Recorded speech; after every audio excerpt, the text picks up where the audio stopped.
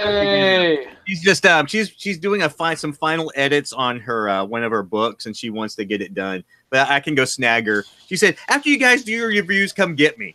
So, okay. Okay. Tweets are out. Tweet.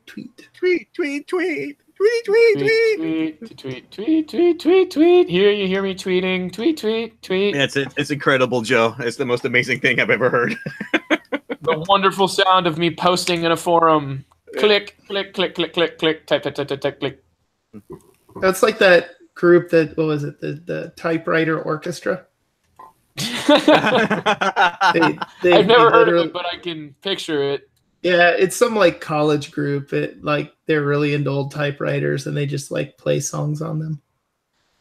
Yo, here we are tweeting, and we got Carter. Carter, yeah, it's good to see you, man. I don't remember seeing you in the last couple of chats, so I'm super happy to have my buddy Carter, my minion from Gamers Club, is in our chat.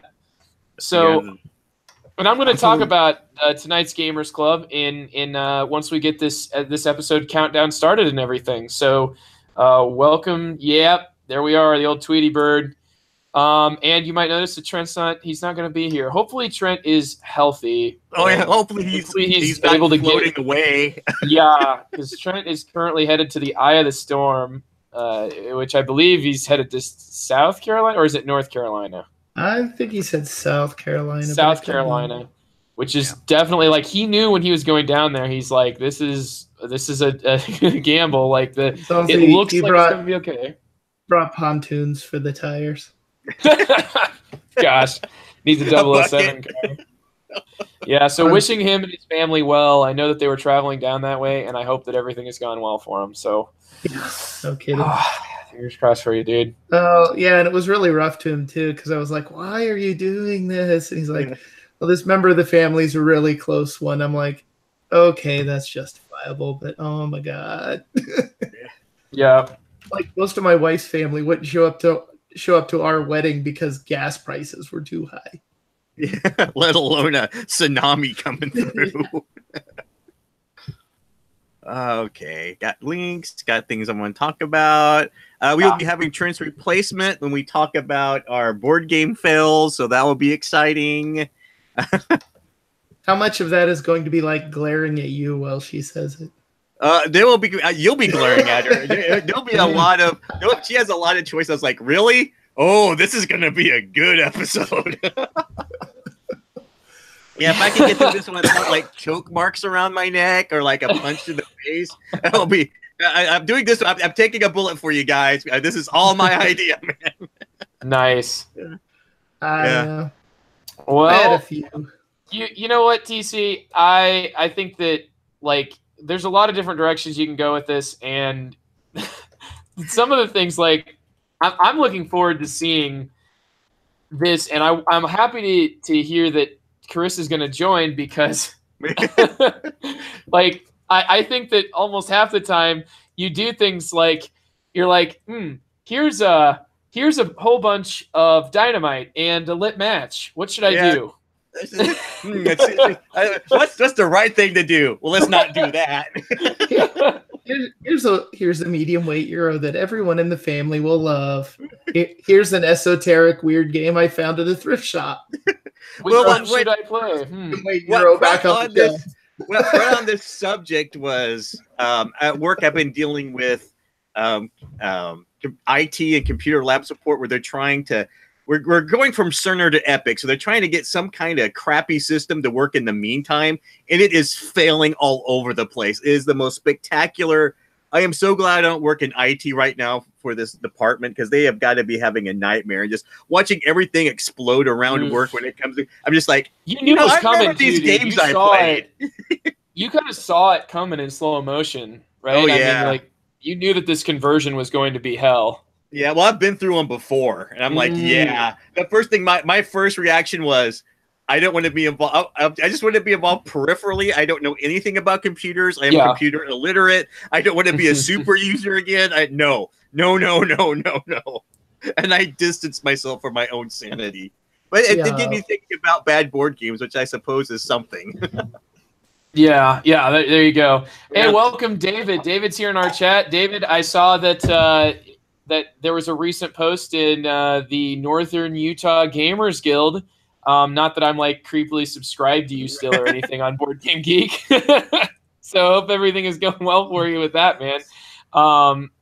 And also, reminder that professional hockey is happening right now with the Blues.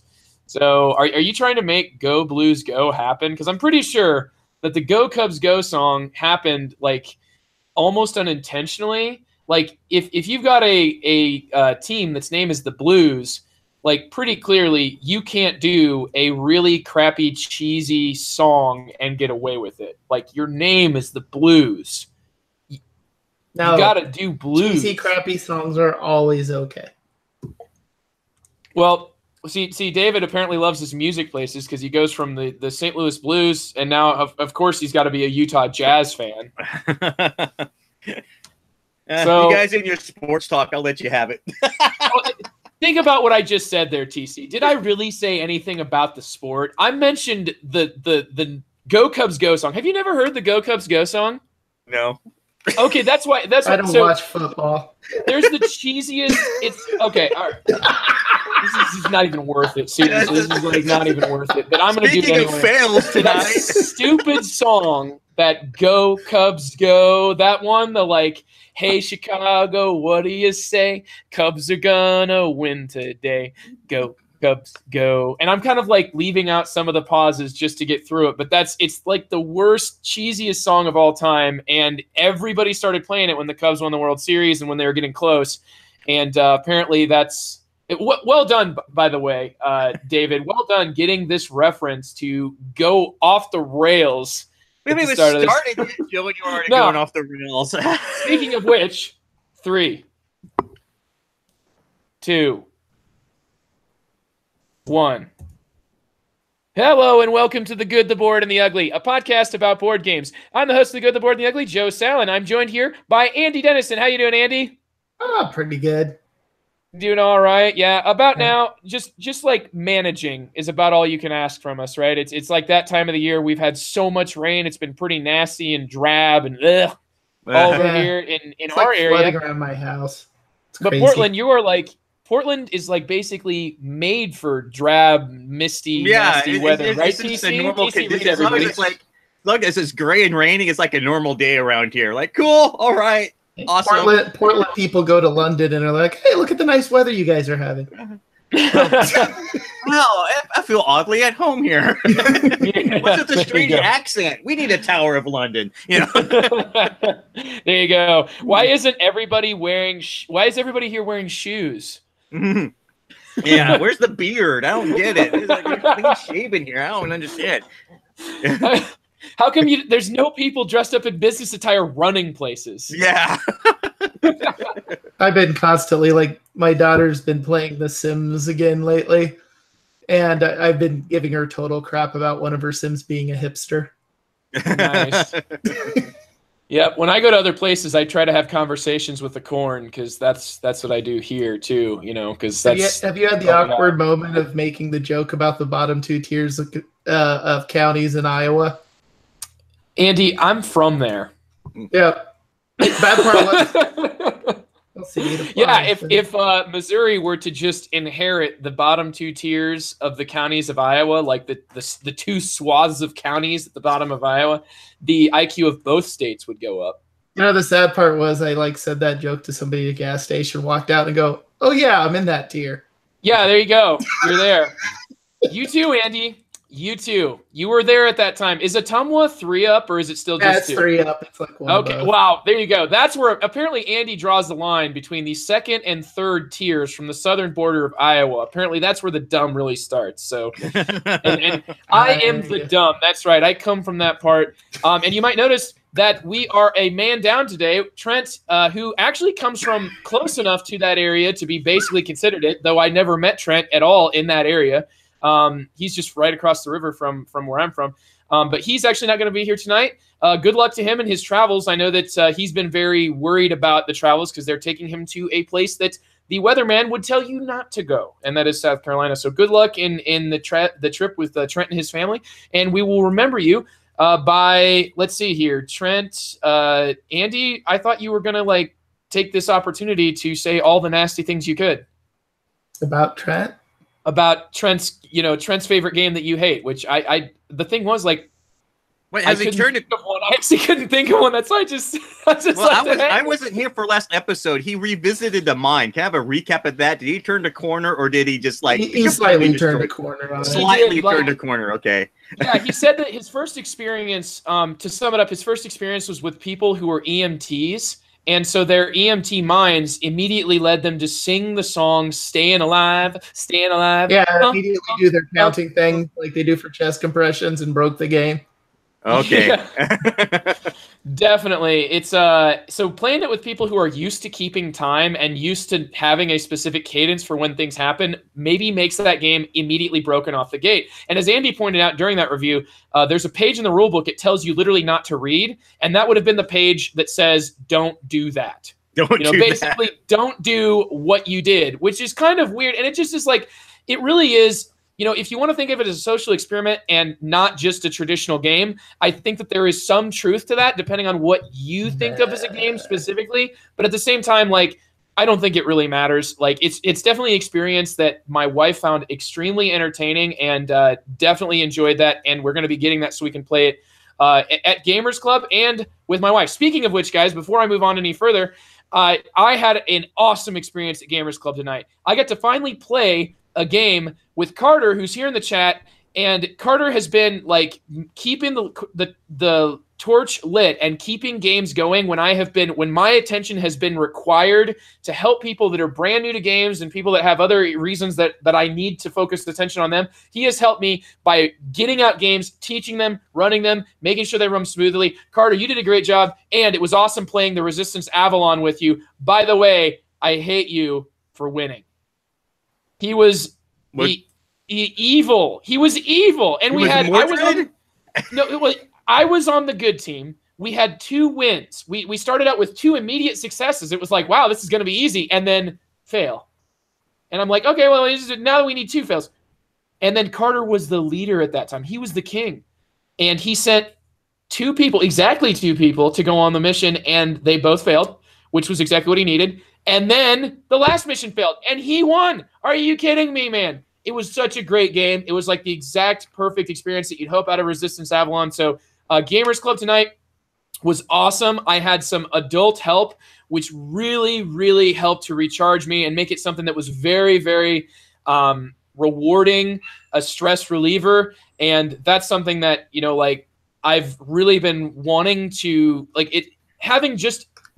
having people like Carter to run games has been so helpful. Having adults that are just in the room in case somebody walks in like they did tonight and says, Senor Salen, we need into the health room. And I'm like, oh my goodness, you need in the health room. Who's going to die? So I run out of the room, and I could do that knowing that there was still an adult in the room that was there in case anybody needed anything. So it was just great to have a second adult to be there. I would say that if you're going to run a game night at school, having 2 adults before you get everything started is probably a really good move. If you've got really great kids like I do that you can trust, you can definitely run it with only 1 adult, but 2 adults really helps out. So anyway, guys, that's what's going on with me with Gamers Club. And so, and Andy, I think, Andy has been kind of, you've been constantly asking for like, hey, how's it going with Gamers Club? How are things going with things? And that's the update that you deserved as well. So everybody's getting it, and it's kind of targeted mainly towards the people who have been instrumental in making Gamers Club and my sanity continue on. So I want to hear about Carter being a Cylon in the future. You can't play goal for your game at a Gamers Club in a high school. They don't have enough time. I want to hear the story about how Carter was a Cylon, and then my day will be complete. Yeah, it was well done though. It was under the radar. The people that were good started to sort of blame each other, and the people that were bad kept very quiet and very careful. And it was just like, when I look back on it, that game had probably 2 or 3 different moments when the information about at least one person who was evil could have very easily been revealed, by a reaction. Like, for example, if that person had been Andy. Oh, yeah, I can't hide anything. Speaking of which, The last game of the Resistance I ever played, what was it? Someone who was that selects the people for the mission. I'm like, give me the gun. I'm going. They're like, I'm on the good time. They're like, oh, no, that's too forward. That's something a spy would say. I'm like, you just saw me get outed in Dead of Winter in 2 rounds as a traitor. If you don't give me the gun, then you're the traitor. Speaking of which, this episode's about board game fails. Yes. Very much inspired by my experience at work this week. Oh, goodness. Yep. So or fails my can entire happen last in many year. forms. Yeah. Oh, I'm not. Well, fails can happen in many different places, but tonight we're going to focus on the tabletop fails that we have been a part of. Maybe it's our fault. Maybe it's not exactly. But we're going to be talking about a lot of different aspects of how fails have happened in our gaming experience. And that'll happen right after we get through reviews and right after I tell you to go to the wonderful folks at GameSurplus.com and buy your board games there. Now that that's done, let's talk about reviews. Let's get kicked off here by first... we're in the let's start with a revisit. I want to do a revisit to start with because TC, when I see this pop up on the list, I'm like, ooh. Yes. So I just we broke out. We were up at game night a few weeks ago, 2 weeks ago on Wednesday, and we noticed that there was a reprint of Twa and there was a copy to play. We were like, oh wow, we haven't played this in a while, so let's break it out. We broke it out, played it, and I'm like, oh man, next week I'm gonna bring my copy. So I brought my copy, which has everything in it. And it's staggering in a lot of ways because this was a game that came out in 2011, if I remember right. Almost 7 years ago. This is a game that still does things that I have not seen other board games do. And it's just astounding that in 7 years, this game still stands as unique. And it's just a real pleasure to play. Now I know there's a lot of issues people have with it. One of them being language independent with symbols, but if you play the Euros, you're kind of used to that kind of thing. But this game does so many things that are so good. Like we were talking on the long view about games that we roll dice, how you can mitigate it. And I don't know why this didn't jump to the top of my list because no matter what you do, you can roll dice, you can spend influence to flip them. You can pay money to buy someone else's. It's got worker placement. It's got a little cooperative aspect where you got to take care of these events because if you don't get a handle on it, then those things are going to come bite you in the rear end. It's got the expansion is fantastic because it's modular. You can just add or take out what you don't want to. I think the added purple dice is like a must. Like if I even had the base game, I would buy my own purple dice. That purple dice, the extra cards that you add there as replayability. The marching around the ramparts with the dude, I can take it or leave it. But that's the nice thing about it is that it's modular, so you can give and take what you want. That's kind of one of the best kinds of expansions, I think. You can kind of pick and choose. The artwork is there. I cannot think besides Tournay, which is the same artist. The artwork is just unlike anything out there, and it's just I'm like, this is one of those games that I'm super glad still in my collection. Super glad I break it out, and the reason I break it up as a revisit is because they've just reprinted it. Because for the longest time, getting Twa and especially getting that reprinted. But the expansion with it, it was like $100 easy, and that's because it's Z-Man, and Z-Man never reprints crap, as we all know. Before they were bought out by Hasbro, they became a different beast altogether. But in my world, everyone's still begging for 1860. So, oh god, yeah, I really hope GMT really pulls the trigger for a reprint on that. I mean, that's just there. Hey, Joe, I'm still rambling about Twa. Don't worry about it. I hope so, dude. I love Andy's comment. Twa, the game of jaundice. Whenever I look at that artwork. Yeah. I don't hate it, but that's what comes to the forefront of my brain. Yeah. But the fact that this game's available as a reprint means it's something you need to check. If you have never played Twa or the expansions, try it out. I mean, you may not like it. You may not dig it, but it will be unlike anything you've ever played. And I also saw that Pearl Games is also reprinting that Brussels game.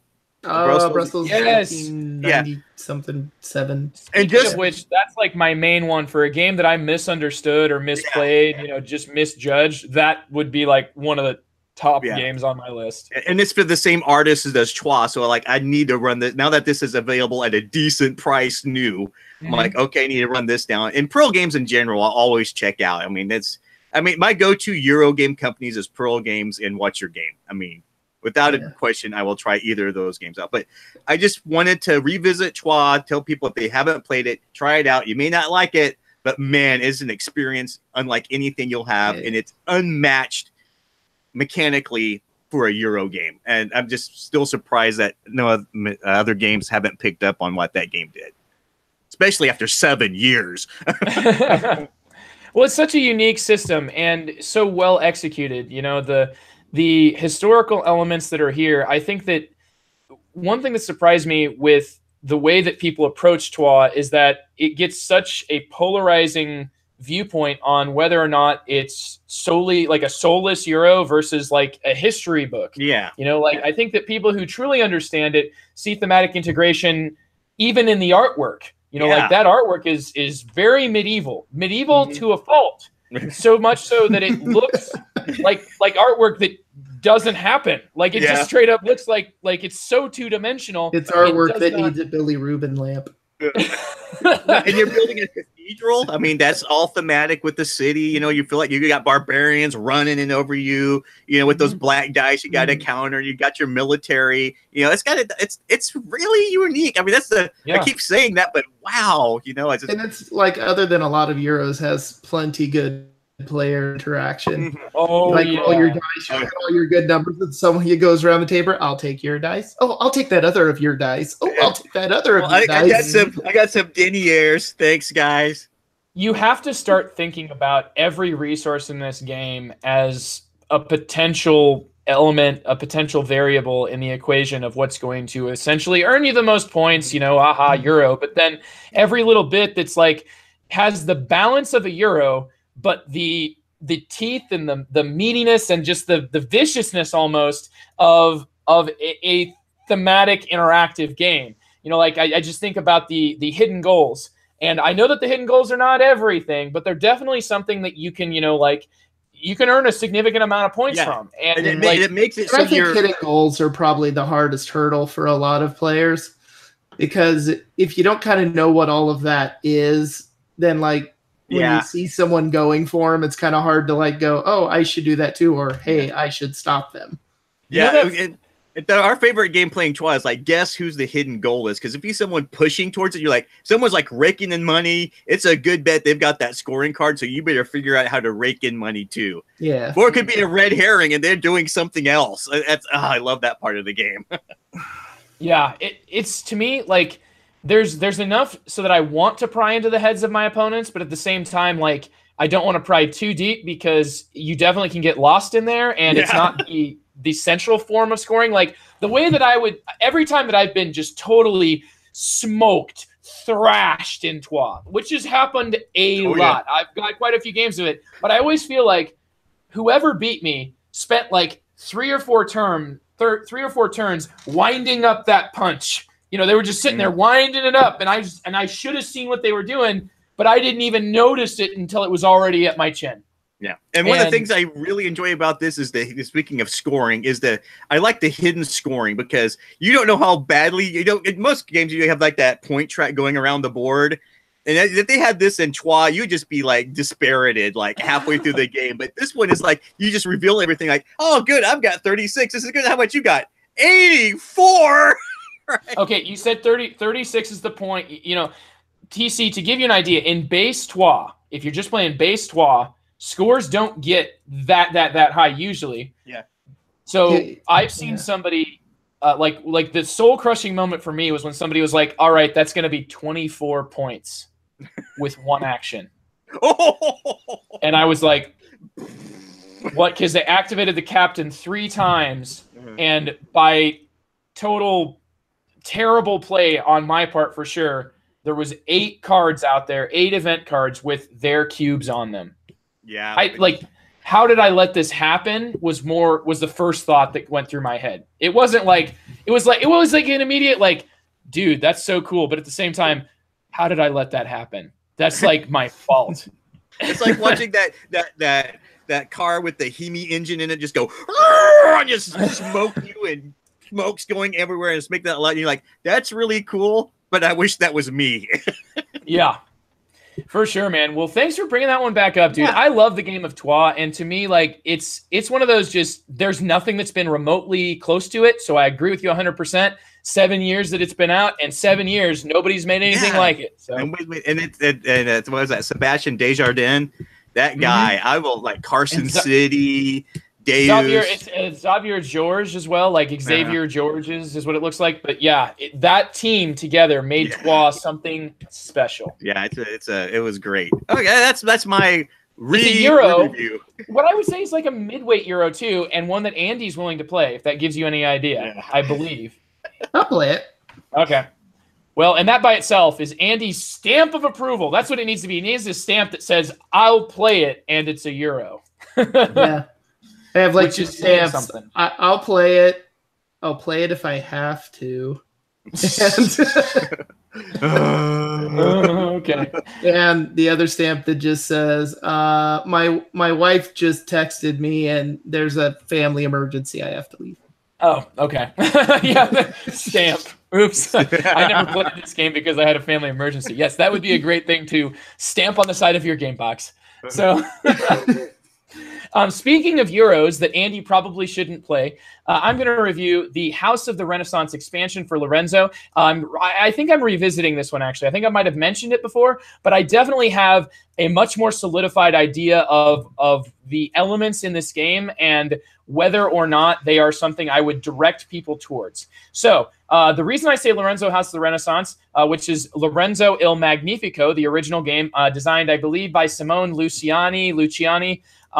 And this is the same guy that's designed Voyages of Marco Polo. I don't believe he designed that one alone. I think there was a team behind that. Also, back in the more distant past, I think he was in Solkin, and then more recently, Grand Austria Hotel. So a lot of these games are like the sort of Euros that, if you've been watching Andy's face, have been bringing him from that one. Really? He did that? And, well, that one? Ugh. It's just been like watching a bunch of faces of disgust. And Voyages of Marco Polo, I think, is chief among those. So Lorenzo El Magnifico is really like, I don't know, it almost feels like I'm on rails when I'm playing the base game. The base game is you are drafting cards to form a tableau, and you are allowed to have 4 different colors of cards. Or there are 4 colors of cards, and you're allowed to have up to 6 of them.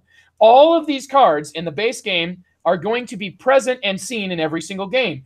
They will be shuffled into 3 phases and in their 4 separate colored decks. That means that a specific card, if it didn't come out in round 1, will come in round 2. And the same way with rounds 3 and 4, because you work through phase 1, which is 2 rounds, phase 2, which is 2 rounds, and phase 3. And during each time, these cards get different, and they sort of scale up, and they give you things like cards that you can activate and then run, essentially like run your machine. Think like if you ever played London, you run your tableau. If you ever played like PAX Renaissance, you run your tableau. That's the same thing that you're doing here. You're getting cards, and then you need to take an action to actually run them. And this is all being fueled by worker placement, where the workers all have a specific die reference stickered on the top of them.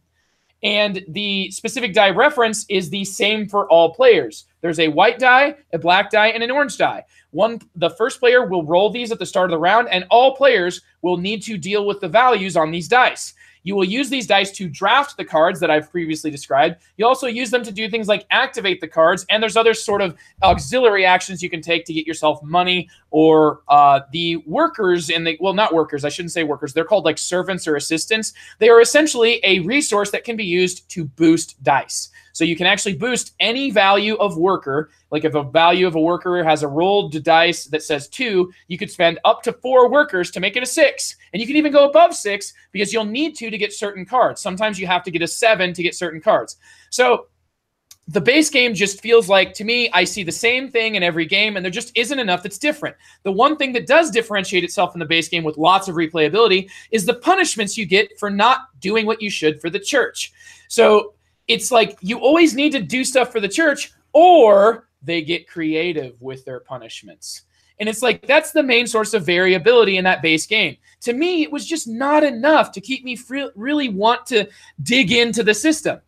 Lorenzo, the expansion comes with new variable player powers that you're going to not only set out at the beginning of the game like you do in Marco Polo, but also a way to draft them or to auction them that is unique, because you have these 5 different sort of like auction, they're your starting resources. Essentially, you are going to auction by saying, I will take this special ability at this starting resource level. And anybody who wants that ability now has to take less starting resources by bidding higher. It's a very cool system because each one offers you something different. It's not just an auction for, like, you know, the same stuff. The auctions here are going to give you different resources, which then inherently impact the power of the special ability, as well as just, you know, like what options you have to start out the game. That's not all. Also, you have a separate card tower, and this offers the variability that I'm missing from the card tableau, from the card availability in the base game, where just you're going to see every card in every game. Now you actually take and shuffle, and you only play with half of the cards that go in this extra deck, and they're just a assortment of other cards. They're an equal distribution of all the other colors of cards in the game. So you might see a few more yellow cards than purple cards in this game, but it's not going to be that much because there's only one tower. 1/5 of the cards are different. And to me, that's a perfect way to do variability. Do variability in such a way that it is, you know, I don't want to say like that it's not the biggest deal, but honestly, when it becomes everything about the game, it is so much to play test that inevitably people will find something broken about it. If you do it in this sort of a way, though, like each game is just going to be impacted differently, and you need to react to it. It adds a bit of tactics to the game that wasn't present there in the starting base game of Lorenzo El Magnifico. So when it's all said and done, Voyages of Marco Polo was one of my favorite games, and it had everything it needed right out of the gate, right in that base box.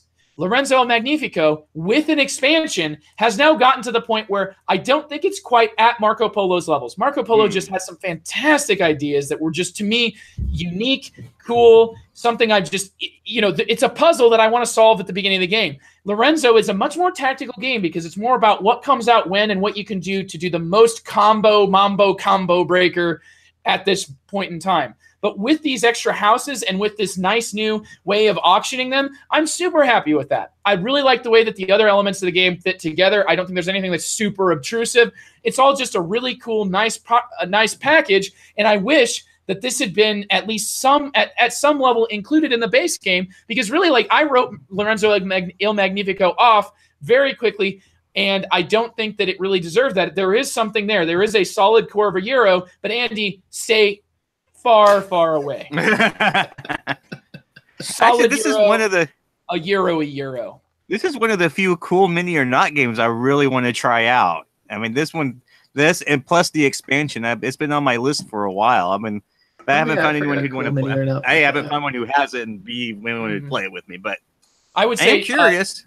The base game, if you have an opportunity to play it, play it. But if you're going to get it, it's tough, because it's like, if you're going to get it, you should get it with the expansion. And I know that like turns a $60 game into a $100 game, but like, it really just, to me, it's the expansion is what gives it the things to make it that sort of Euro that I just, you know, when I see it, I feel like it's one of those tools that I'll always keep in my toolbox, aka my collection and my shelves. Nice. So yeah, it definitely did get the game to where it needed to be for me. So that's why I'm going to say the Lorenzo Houses of the Renaissance expansion gets my resounding endorsement. It is an expansion that really does work, and it does so in new and innovative ways that the base game didn't have, but it does so in ways that offer me exactly what I want from a Euro experience.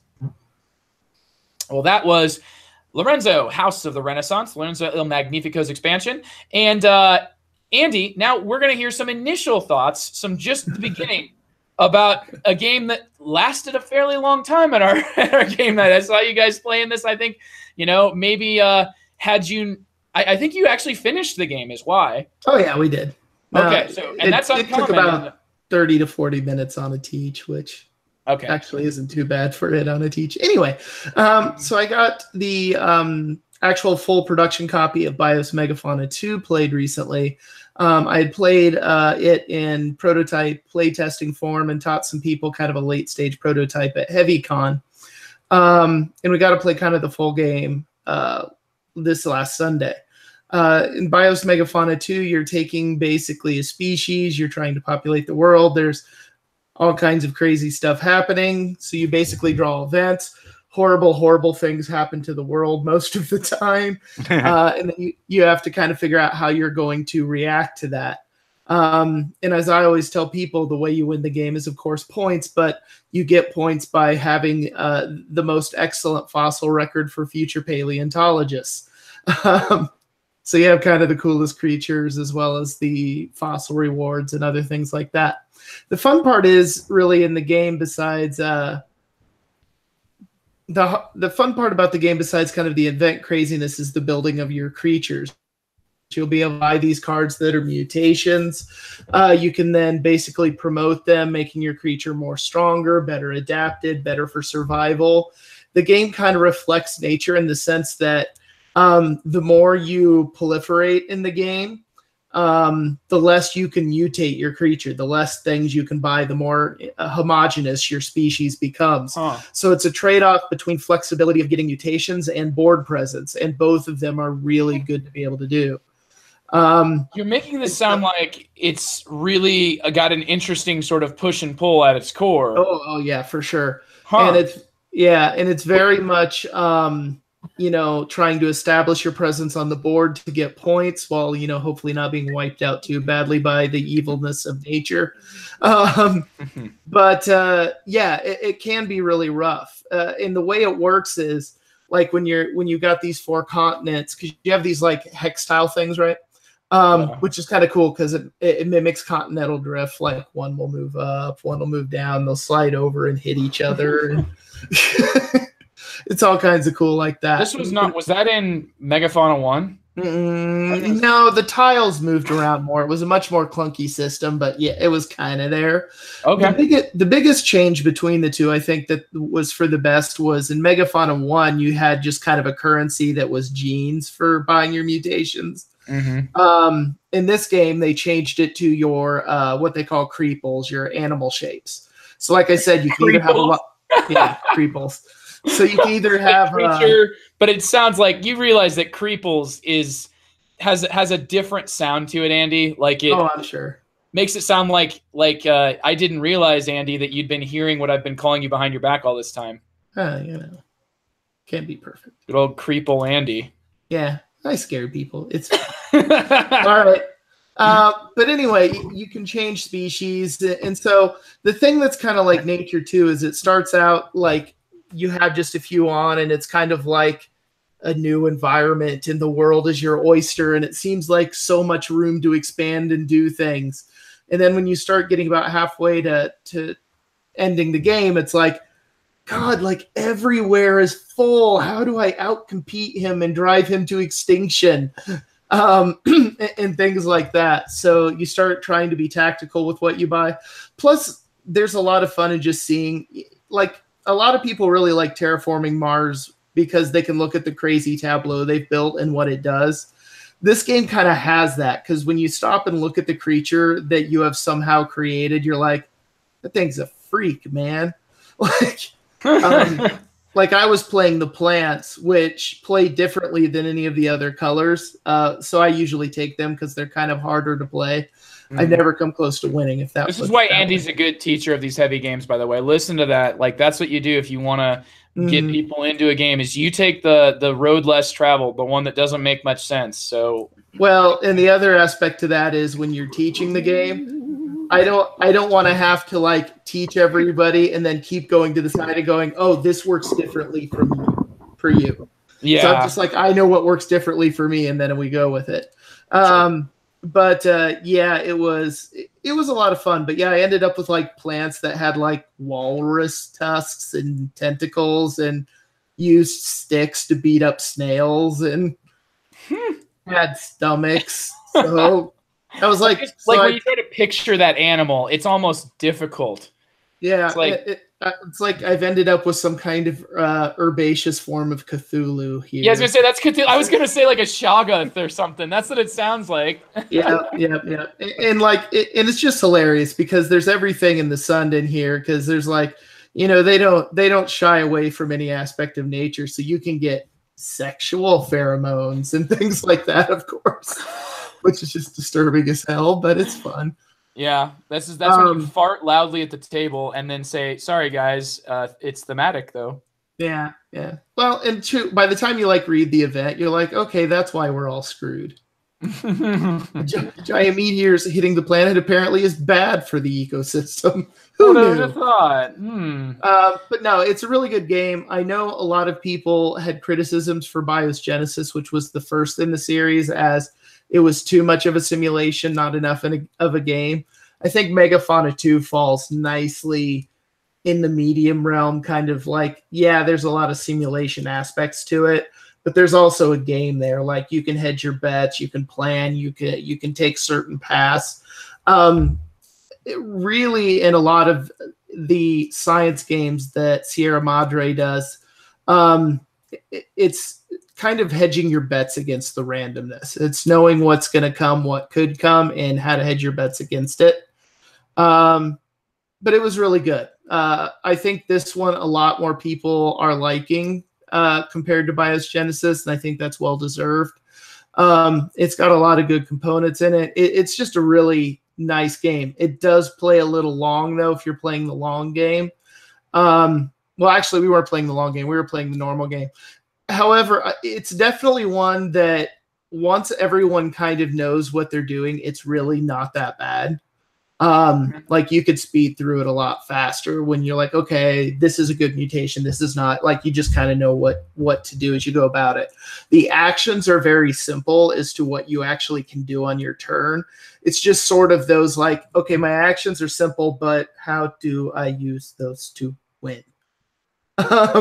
Yeah, that's kind of what it is, and that's sort of Sierra Madre's games in a nutshell, generally speaking, anyway. So I like that kind of thing. The only thing you might want to be aware of is Sierra Madre is known for having rule books that scare people. And like, I don't know, it's weird because I see people struggling with them. I'm like, I've never had a problem with, but then again, I went from Catan to Mage Knight and would beat my head against a rule book until I win. So for me, I view it almost as a challenge. And that entertains this is what you need, man. You can achieve anything as long as you see it as something that's worthy of your pursuit, which is what a challenge is. Yeah, but I mean, if you have like anger management issues, you might want someone to teach you this game. No, there was a podcaster, he's not on now, but he talked about, I think he was like, he put his fist through his wall trying to figure out how to play Biogenesis. Wow, yeah. Well, but I'm like, okay, it's like, it's not even you, dude, it's the game. Yeah, well, the other thing is Phil Eklund's rule books are part teaching, part reference, part college thesis. Mm-hmm. So... It really is. I mean, there's more content in one of those rule books, like, that's not just going to teach you the game, but also just set the tone for this sort of simulation to take place. And that's exactly what you're looking for, that system. Like, when you're describing this, Andy, honestly, like, my brain goes to like the game Evolution, because I think about, like, you're looking back at this creature and seeing like how it's got this and this and this, but you're like, the differences here are much more drastic and much more scientifically specific than, Evolution, which is like, thick-skinned and, long necks and stuff like that. No, this one, like, everything in there is very much, and there's like pictures and stuff. It's, I don't know, it's really cool. The thing that some people don't understand is like, it's not a dudes on a map kind of game. Even though it looks like one, because once your like little meeple creature is positioned on a place, it stays. Like, that just represents your population is inhabiting that area.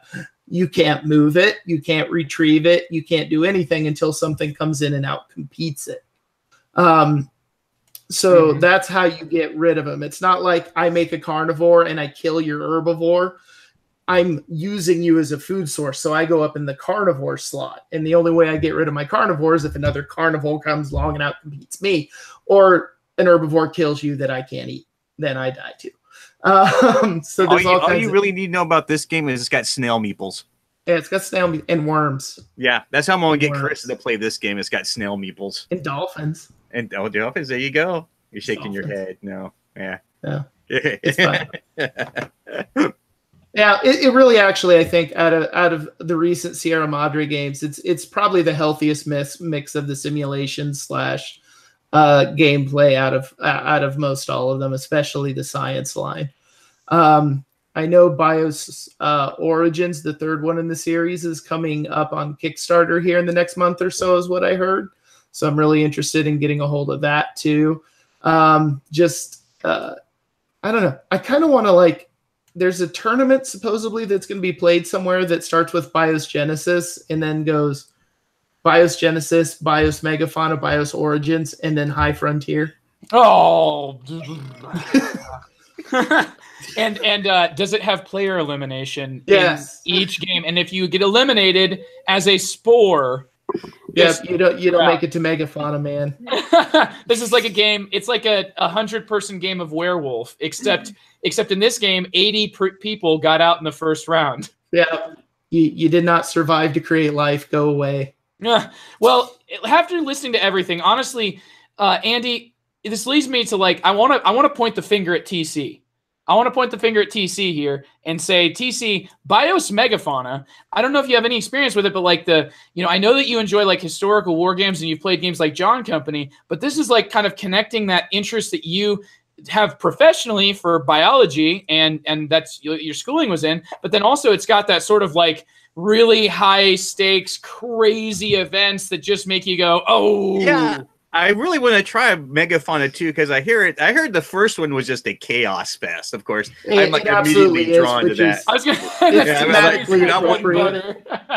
it's thematically appropriate, but honestly, BIOS Genesis, I've played that as a group game once. I'm never doing that again. I enjoy the game as a solo game. That's all I want to see it as.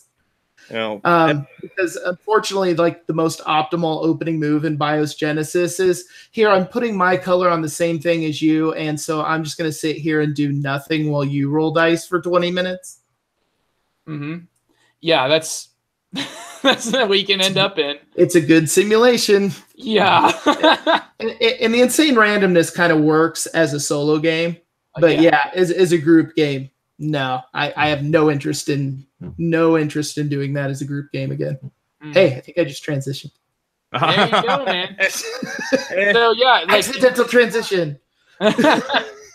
Well done, dude. So TC, pick up this torch here because I'm picking up the torch. Fail topic, and we have a special guest, listeners, slightly off screen if you can see the feed right now. But Carissa, we have Carissa joining us. Yes, because if we're going to talk about bad games I've subjected my group to, I cannot do this without Carissa interjecting her own opinion. She does have her own list of games, which I guarantee is going to raise some eyebrows here. But again, this topic just came to me. I was having a really interesting day about things failing at work. I'm like, dude, I remember all these bad games I played.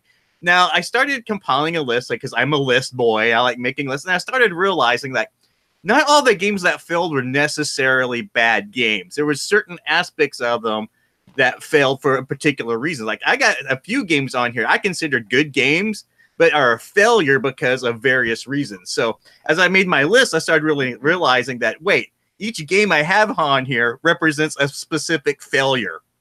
So instead of doing a 1 to 5 or a 1 to 6, sure, I was just going to give you a list of games that I think qualify that why it failed, and I have 1, 2, 3, 4, 5, 6 of them, and then Chris is just going to interject with stuff she doesn't like, and you guys are going to tell me games you don't like. But that's kind of how I approached it, And maybe when I did give this topic, you will think of a game that matches it that you can think of.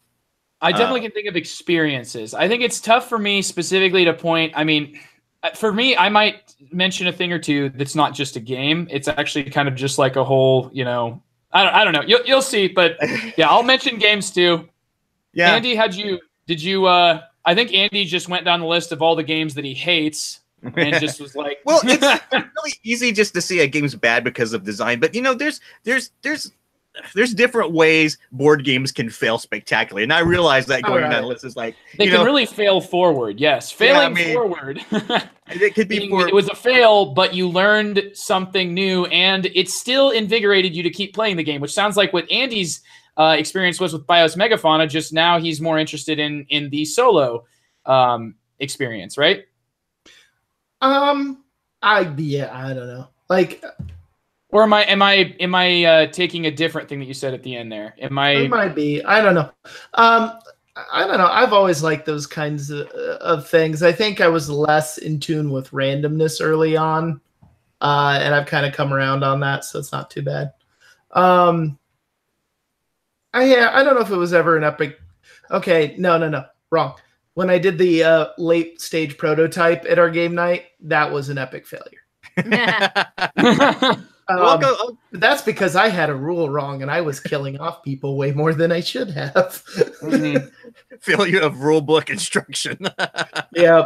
Which for Sierra Madre, I mean, if you think about late stage rule books, think about what they were like in prototype form. Yeah, there are still games of. I think it took us a while, me and Carissa, to even get John Company down. There were, I mean, just in terms of Sierra Madre and rule books, I mean, it took us a few games, and we still haven't. Yeah, they're just built for being a better reference most of the time. So my first game on the list I want to talk about. This is going to be a failure of theme. This is a board game where the board game is actually fairly good, decent, good, but the theme just fails it. I mean, it just you have the game, you see the theme, and you're like, okay, you know what this is going to be, and it turns out to be something completely different, or it drops the ball, and you're like, why on earth did they even use this theme to begin with? Because it set expectations so high that when you actually played the physical game, it's like, whoa, there's a huge disparity here. And it's not because of the game itself, it's just because of the way they tied it to a theme or a license. And there are several ones that I brought up for this one that came straight to mind. But this is going to kind of tie into what I call my Eric Lang slippery slope, because I really wanted to put Blood Rage on this thing, right? Ooh. But again, I understand that that's a game I need to play more. Rising Sun, I mean, I played a few times. I'm like, I'm kind of mediocre on it. But when I heard Cruel Meteor 9, Eric Lang had this theme, this license, and I knew what Eric Lang did previously with the Warhammer license with Chaos in the Old World, I was stoked beyond anything. I read some advanced reviews. Tom Vassell played a prototype and said this was like the best game ever. And we got it, and I looked at it, and I was just completely burned on it, and that is The Godfather. Ooh. Okay, The Godfather is one of my favorite movies of all time. When you talk about top movies ever made, The Godfather is like at the top of that list. When I heard they were going to make a board game out of this, I'm thinking, okay, we're going to be the Corleone family. I'm going to be Al Pacino. I'm going to be like Michael Corleone. I'm going to take Fredo out to the lake. I'm going to like just ice him right there. There's going to be all this family drama, Marlon Brando. I mean, I really wanted to play the Corleone family and like the family dynamics. And I knew that was going to be the meat of this game, right? This a whole family interaction, how it went with the movies, followed Godfather 1 and 2. If it didn't hit 3, I would have been okay with that, because 3s, we don't talk about Godfather 3 when we talk about Godfather movies, right? And then when I get it and I'm looking at it, I'm like, this is just an area control game with different mafia families. Where's Michael? Where's Sonny? He gets gunned down in the toll booth, right? It's not there. It's just a simple area control game with like the mini of Marlon Brando, right? I was so humongously disappointed with this thing, because was it a 4-foot tall mini? Yeah, I'm just like, what happened? I mean, there could have been a fantastically game, and this is just a classic example of, if this game would have came out and been like based on the Mafia video game series, it would have been absolutely fine. I probably would have loved it. But you tie it to The Godfather, you have just set expectations out the roof. And that game did not in any shape, way, or form match what I was expecting it to be. So the theme was just I've heard totally a lot of squandered. people that really were upset by it. Like there was the oddball here or there that was like, no, it's actually a good game, and then everyone else was like, are you playing the same one we are? I'm sure it's a decent game, but again, tying it to that license, I think was like a huge mistake. And I've always been really curious about how much Cool Mini are not actually lost on that. Well, if I was going to pull a TC here, I would go out and buy this game. I mean, that's some interesting things. I mean, like I said, it's probably a good game, but like I said, just tying it to that license, and that squandered the theme, huh? So squandering a license, and that's kind of I have definitely heard something like that. Carissa, did you have a similar feeling towards this one? I have no familiarity with this. Okay, all right. So you weren't a part of this. This was a game night. Yeah, this like off-site game night. We came back traumatized. Oh, don't even look at this thing. Yeah. I did a similar thing. I didn't even play the game that it hit that point so fast. Was if you've ever read Brandon Sanderson's Mistborn trilogy, which is very magic-y, like, you know, cool magic stuff, doing things, you know, fighting, all that kind of thing. And he's really good at writing these like his magic systems are almost like a form of physics. Like they all have rules and he makes really interesting things happen within that framework. And I saw somebody put a Mistborn game on Kickstarter. I'm like, I know this is going to be bad, but I'm going to look anyway. And yeah, it's like, okay, we took the subplot of the Great Houses and we made a recipe filling game out of this. Oh, recipe filling is the death of, oh man, it's just like, it can be in a game, but it can't be the central driving force. And when it's like, I'm like, you took a high freaking fantasy that has some of the coolest magic battles to exist in the genre, and you make a Lords of Waterdeep? So if any of you guys experienced a board game that's just like the thing was supposed to be amazing, and you're just like, what happened to this thing? When you say board gaming fail, here's like, to me, the poster child for this. And I think there was this episode is a board gaming yeah, this episode right now, what you are listening to. No, the thing that I immediately go to, just like a game where an experience, you know, the entire game just broke just immediately and strangely.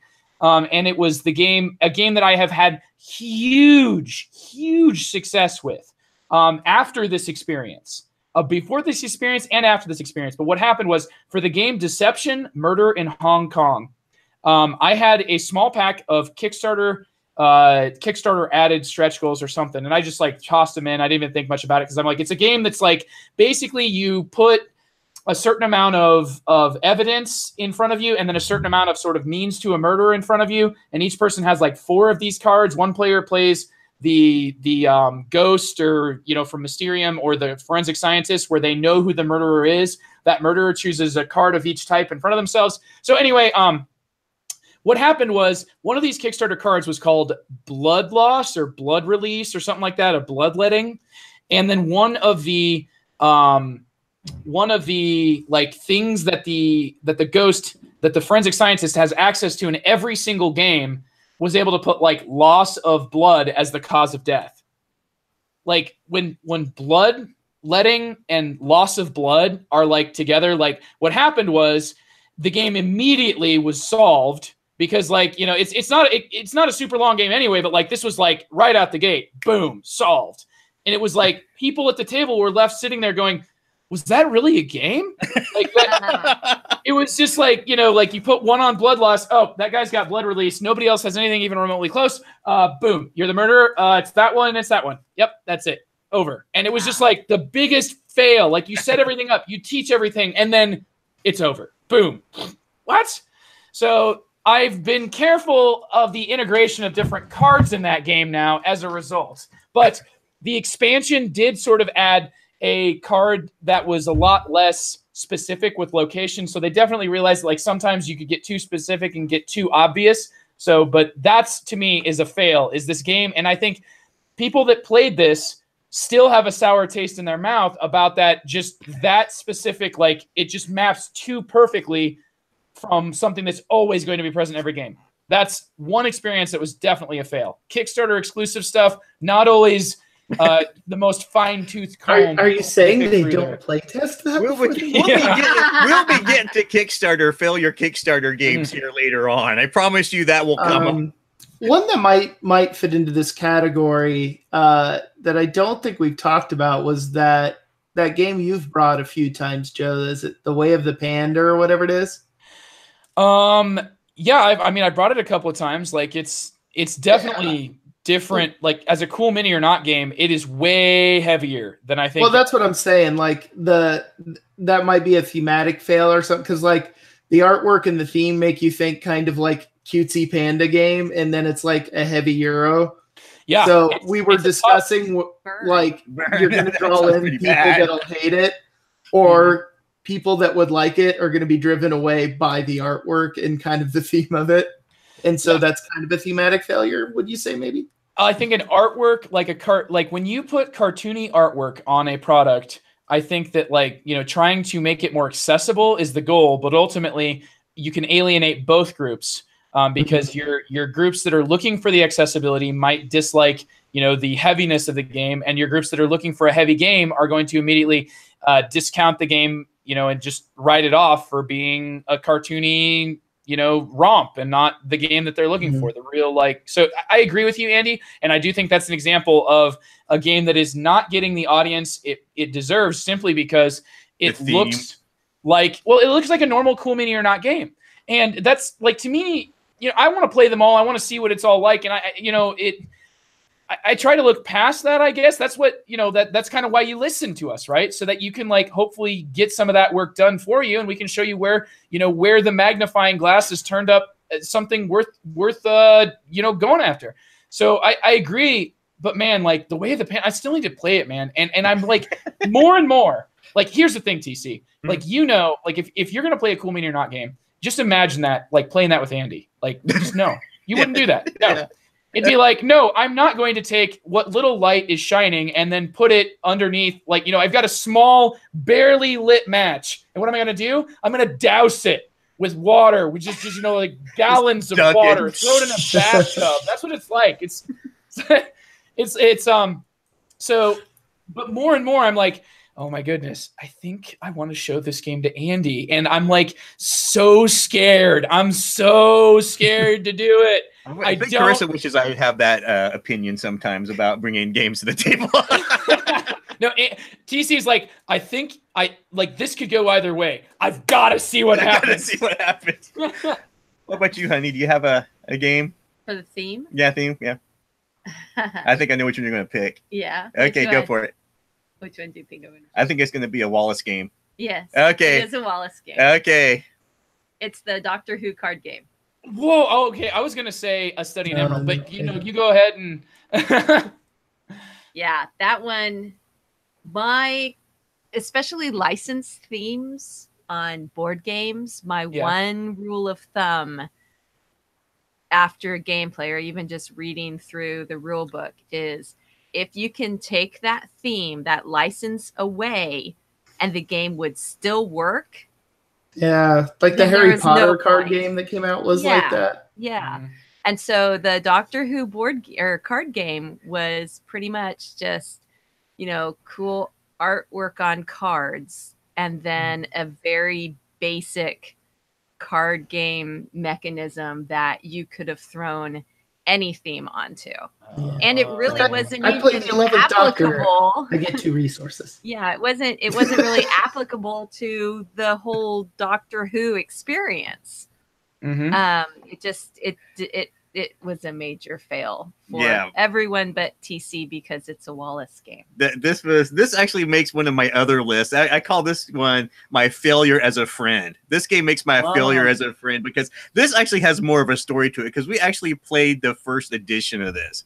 And Carissa was really lukewarm on it and said, we don't need it. I'm like, okay. Then we went to a NorwestCon. Yeah. And I saw there was a revised edition of it. I'm like, oh, cool. Maybe they've actually fixed the things on it. Maybe they actually made it a little better because Martin Wallace, when he goes back to redo games, at least makes more. All they did with the revised edition was put more doctors on it, different artwork. That's all they did. Oh, and he bought this without telling me. Yeah. So, oh, nice. And it So that was shows a up great in the hotel room, and he's like, "Look what I found. I'm sure they fixed it." No, that was the game that Wallace made to pay the bills. Yeah. He says he makes two kinds of games: ones he likes and ones to pay the bills. Yeah, pretty much.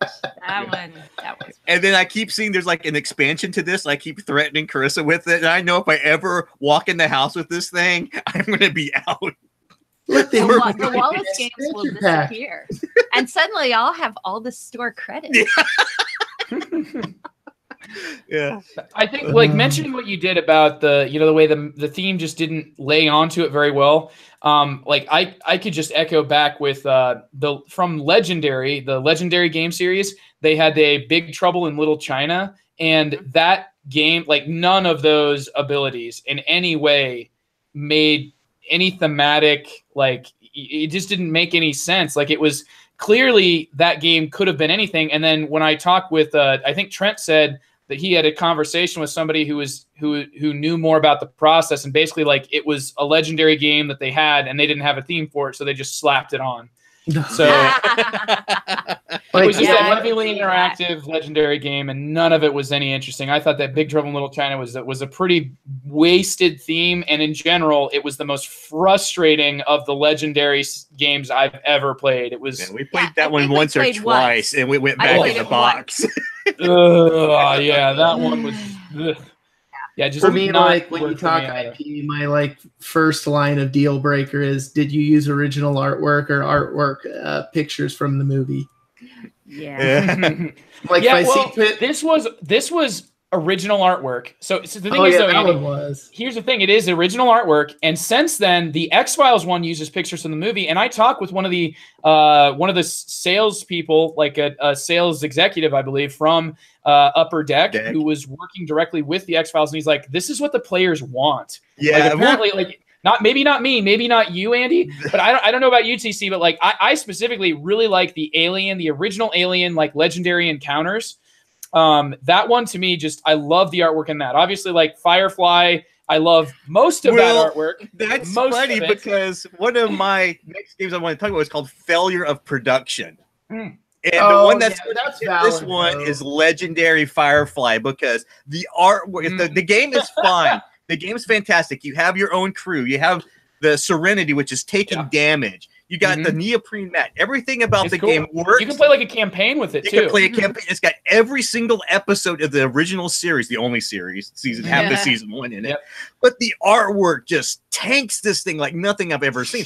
We open this up and we're looking at pictures of Walsh, and it's all artwork, right? And it looks like Walsh looks like Odo from Deep Space Nine. Yeah, I kid you not. They did not get the likeness of Washdown at all. And if you're playing if you're playing a Firefly game, you want to play as Nathan Fillion. You want to have a card that looks like Nathan Fillion, right? You want to, but it's just like this looks nothing like it. And I think it's because of Legendary Firefly, when they did X-Files, they went, we need to take pictures and just use these things. Yeah, it's probably just a reaction to that. Yeah, they're like, okay, well, we're not going to do the original artwork anymore. And apparently, though, that like because to use a likeness, you don't just have to talk to the company anymore. You also have to get all of the actors to sign in. That's what makes it complicated about getting the likenesses, for more than just original artwork. Yeah. But Legendary Firefly, one of my fails was the actual Firefly board game. Yeah. Pick up and deliver. That's another game that we had, and we were like, okay. That's what we were thinking. No. So you said it was production? Yeah, so we're going to think about failure production. What was that Star Trek game with the little ships that kept breaking? Oh my God! Star Trek. Was it Star Trek Captain? Captain. What was that? I think I looked at Captains. God, yes, we paid $100 for this game.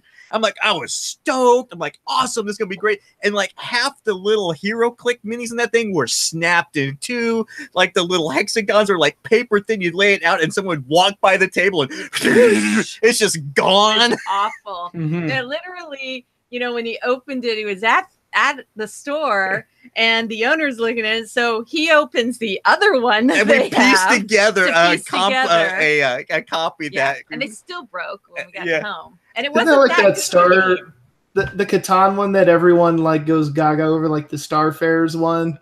Which that one. Yeah, the Starfarers. You have like a copy that still has original ships not broken, it's worth a crap ton.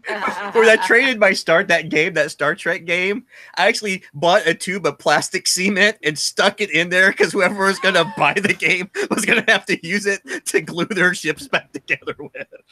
Yeah. Yeah, that one was a major fail. That was $100. Oh no, what was the other one that was level 7 Omega Protocol? I remember reading it, like the minis were all warped, so everyone like on the forums was discussing how like what temperature of hot water you put them in to reform them back into minis that will actually stand up again. Yeah, like sometimes you get like those drunken elephants. The game that has that I'm thinking of, the expansion, I believe, to Clash of Cultures. And maybe it was the original Clash of Cultures even, because Clash of Cultures, was it the original? I think it was the expansion that had the elephants, and the elephants were all drunken elephants. Joel Eddy said it in his drive-through review. It's like these elephants, and they didn't shave any of the extra like excess plastic off, so like you just have like an elephant that has like a weird appendage, a tumor. It's not a tumor. Yeah. Oh no! I know. There was the melting dice in the original Quantum. I know this because I like Quantum, and I had to recently trade mine, and I had to say this is the first edition, but the dice are still solid. Yeah. No. Here's the big one. Fail of production. Stuck together. Andy, isn't the fails on production like? Don't you find this endearing? No.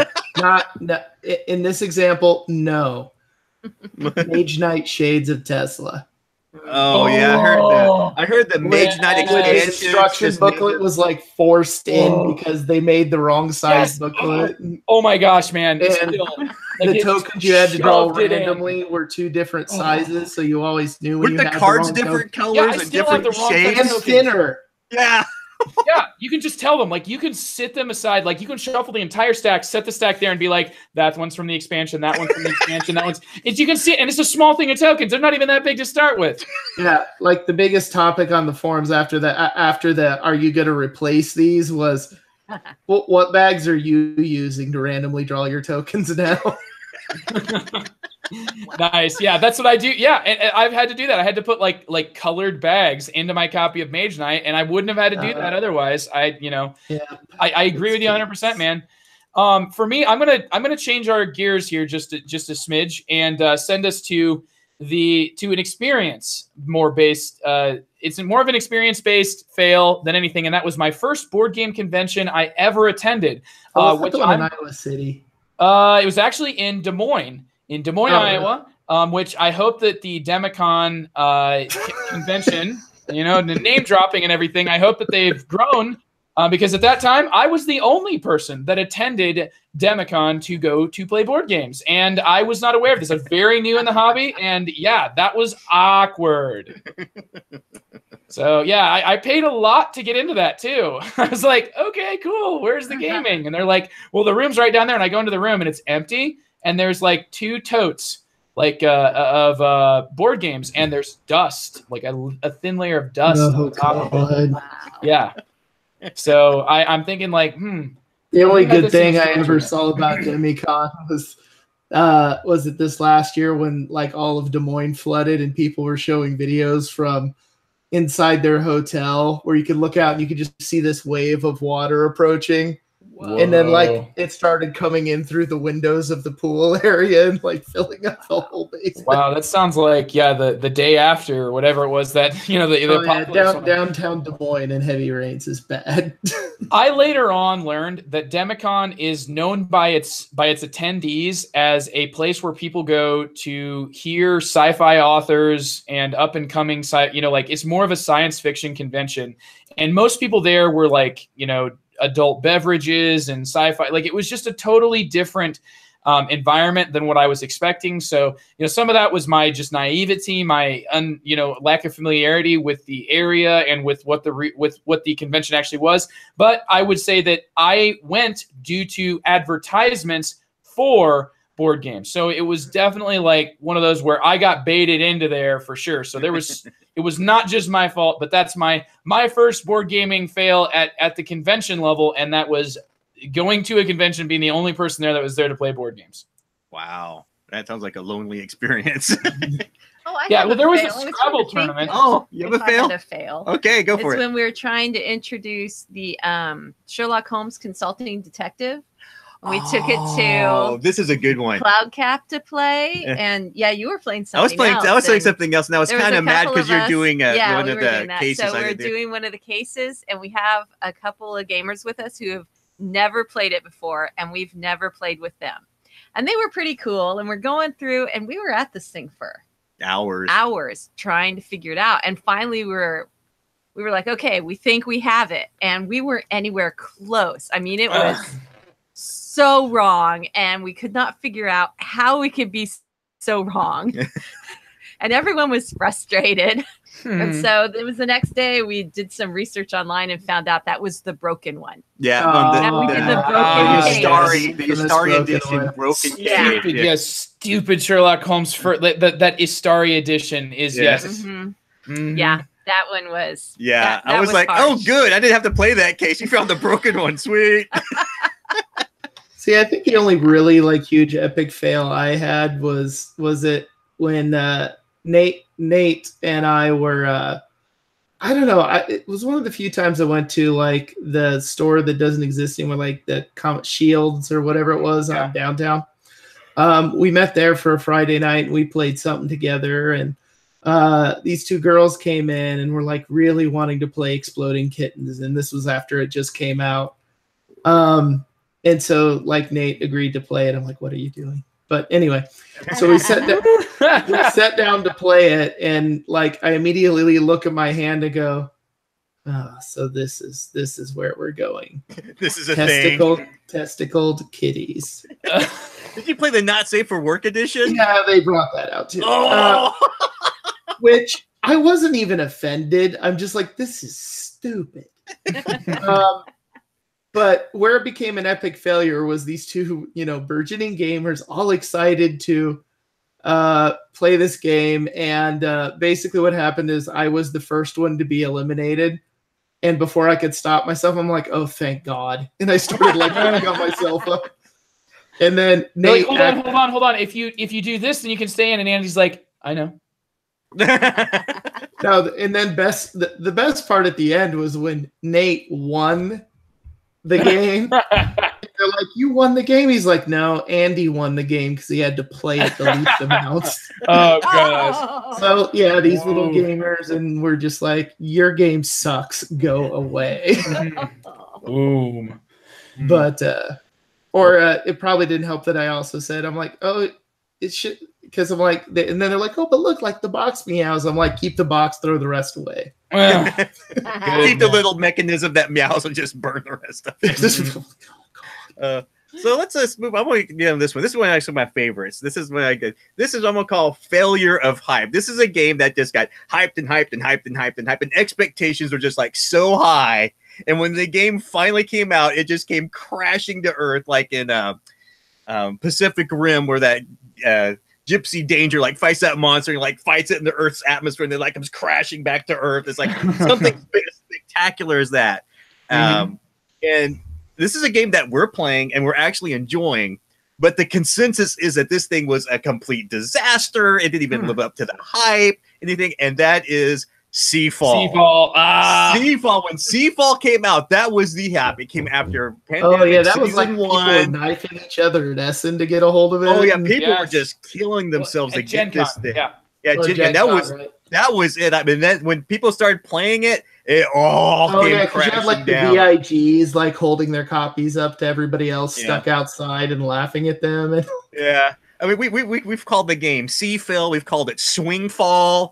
I don't even know why my wife still likes playing it. because you are so far behind in this game, even with the catch-up mechanism. I am tanked. There's no way. There's no way I can move up unless somebody does so incredibly awful. Yeah. And so I'm literally, I'm not even trying to, I just tell myself, okay, so for tonight's game, I'm going to just do this. And let's see how bad it goes. I mean, you get like all this money for like every 5 points you're behind, you get so much money. She's like, I start off with a lot of stuff. All this stuff. I had a lot of stuff to squander. I kid you not. We had a game where I was doing stuff. We had one of the gamers follow me doing the exact same thing. He ended up scoring like 3 points. I ended up scoring randomly so many points. I ended the game within like 4 or 5 rounds of starting to play it. Ridiculous. It was the most. At some point, I want to do a post-mortem on this game after we play it. Well, the thing was, like, it was billed as like his magnum opus. Like, this it was his first real, like, his own thing. It was, that's what it was being billed as. Like, this is the game he wanted to make, and then like a bunch of people playing, they're like, go back to Pandemic. Yeah, he did best working with, you know, as a developer and as like adding the legacy element to other existing games, but as, you know, like with his own core, it was tough to do. When I think of UTC, like, and your experience with Seafall, I think of the like people go and they pay money to go see screenings at a theater of Troll 2 and The Room, and these are not because these movies are like good movies, but because they are so bad they're good. And I feel like, TC, you are doing the board game equivalent of like your late night, you know, quote unquote premiere. But you don't understand about the bad movie nights that we've had, and the worst movies that we have on DVD, like Night of the Lepus, Killer Bunny Rabbits. Yeah. That's what I told the guy when I was playing Root is the Woodland Alliance. I told somebody that's our propaganda movie. Yeah. But at some point, I want to do a post-mortem of the game when we get finished playing, because I think there were some good. I think this is a classic example of too many chefs in the kitchen, where you know people play test things like it needs this, and it got so much piled onto it that it lost what it needed to be. Right. Yes, but there is Quib. There is Quib, and we do have Quib, the island of Quib. The most fun is just naming things. Yeah, that is writing it up and tearing stuff up. It's hysterical. Yeah. I love naming the people because you get the cards with the John the Carpenter. And we've named things really weird, but they always almost look like somebody famous. It's like that close. And so we'll spend like half the game looking online going, who is that? I know it looks like this.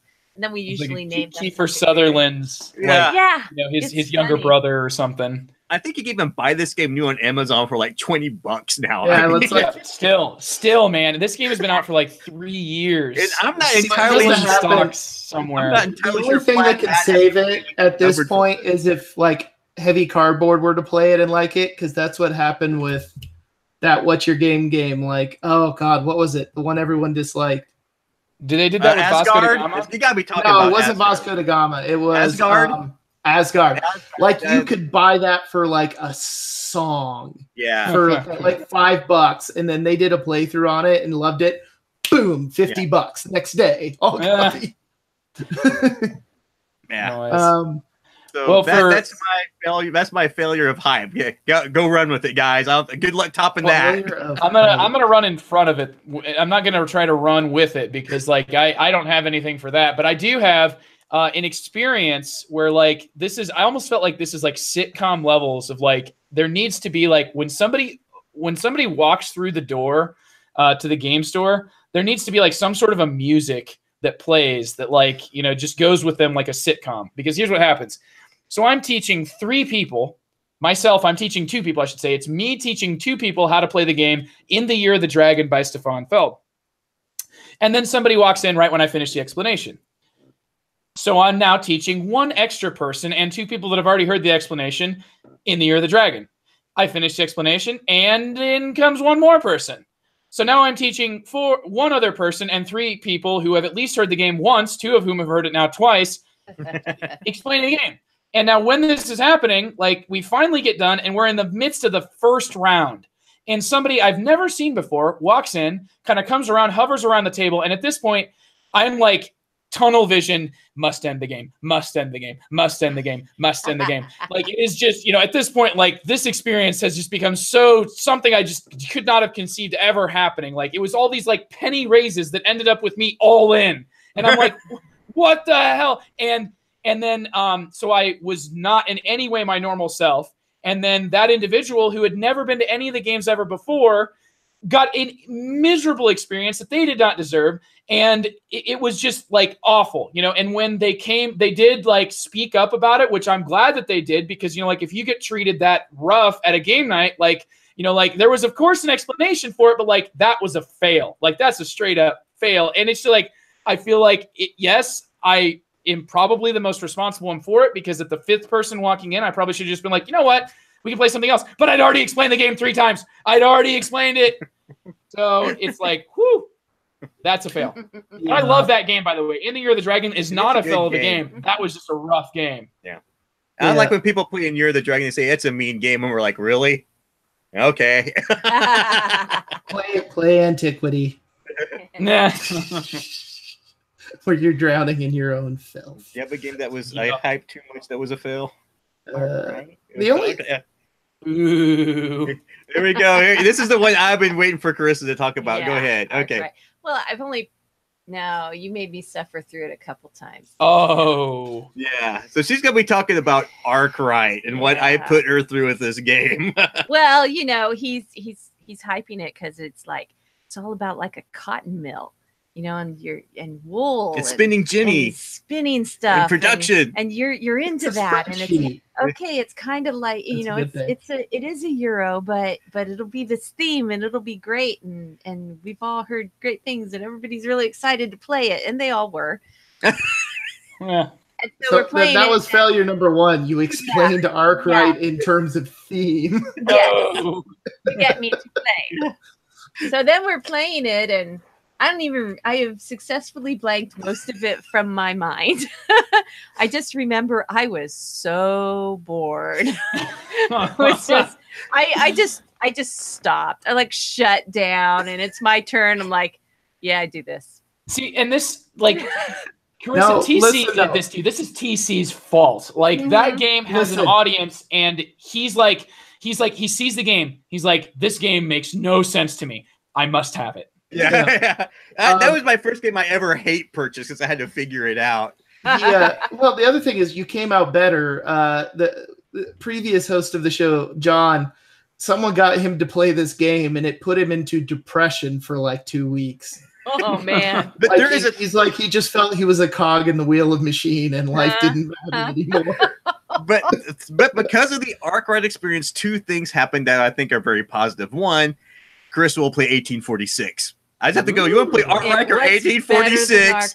And after playing Arkwright, she played 1846. Is like this is good. I like this. Forget Arkwright. Let's play 1846. So I cannot complain about that. And 2, there you go. You didn't like Age of Industry because you thought it was dry and boring. After she played Arkwright, she went back to play Age of Industry. Was like, I like this game now. This is better. So. Yeah, you're as far as economically dry as you could get with Arkwright. Yeah, and that's probably my second least favorite type of game is dry economic. Yeah, even like that game's it's like various shades of brown, right? That's all that game is. Yeah, even the color scheme of that game makes you feel like you are insignificant to the world. Yes. It's getting crushed by automation. You're firing workers. I'm like, oh, I don't think Chris is going to like this very much. Well, we got this is brown, and that over there, that's brown. Put it on the board. Which board? The brown one? They're all brown.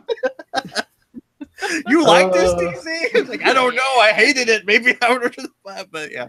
But we do play. It did lead to us playing 18XX games, at least one of them. So I'll take the Arkwright hate if we can get 1846 on the table. I'm okay with that. Well, there you go, man. I would be remiss if I did not mention here in fails, because there's too many of these to actually say each one individually. But every time that I have screwed up a rule or, somehow failed in the game, if you think that messing up a rule in a game is your biggest fail, man, whew, to me, I don't even there aren't even any notches in my bedpost anymore for all the times I've screwed up rules to the point where we've been like, how many notches were though for screwed up rules, which then ends up making you win the game, and everyone thought you were. You didn't tell me that rule. Every time. Actually, this rule. Oh yeah, I guess it's going to change things for my favor, won't it? Did I forget to mention this one thing I can do? You could have done also. Whoops. But I'm doing it now since it's my turn, and you would have done that, and it would totally be different. But yeah. we just kind of pretend like this game did never happen.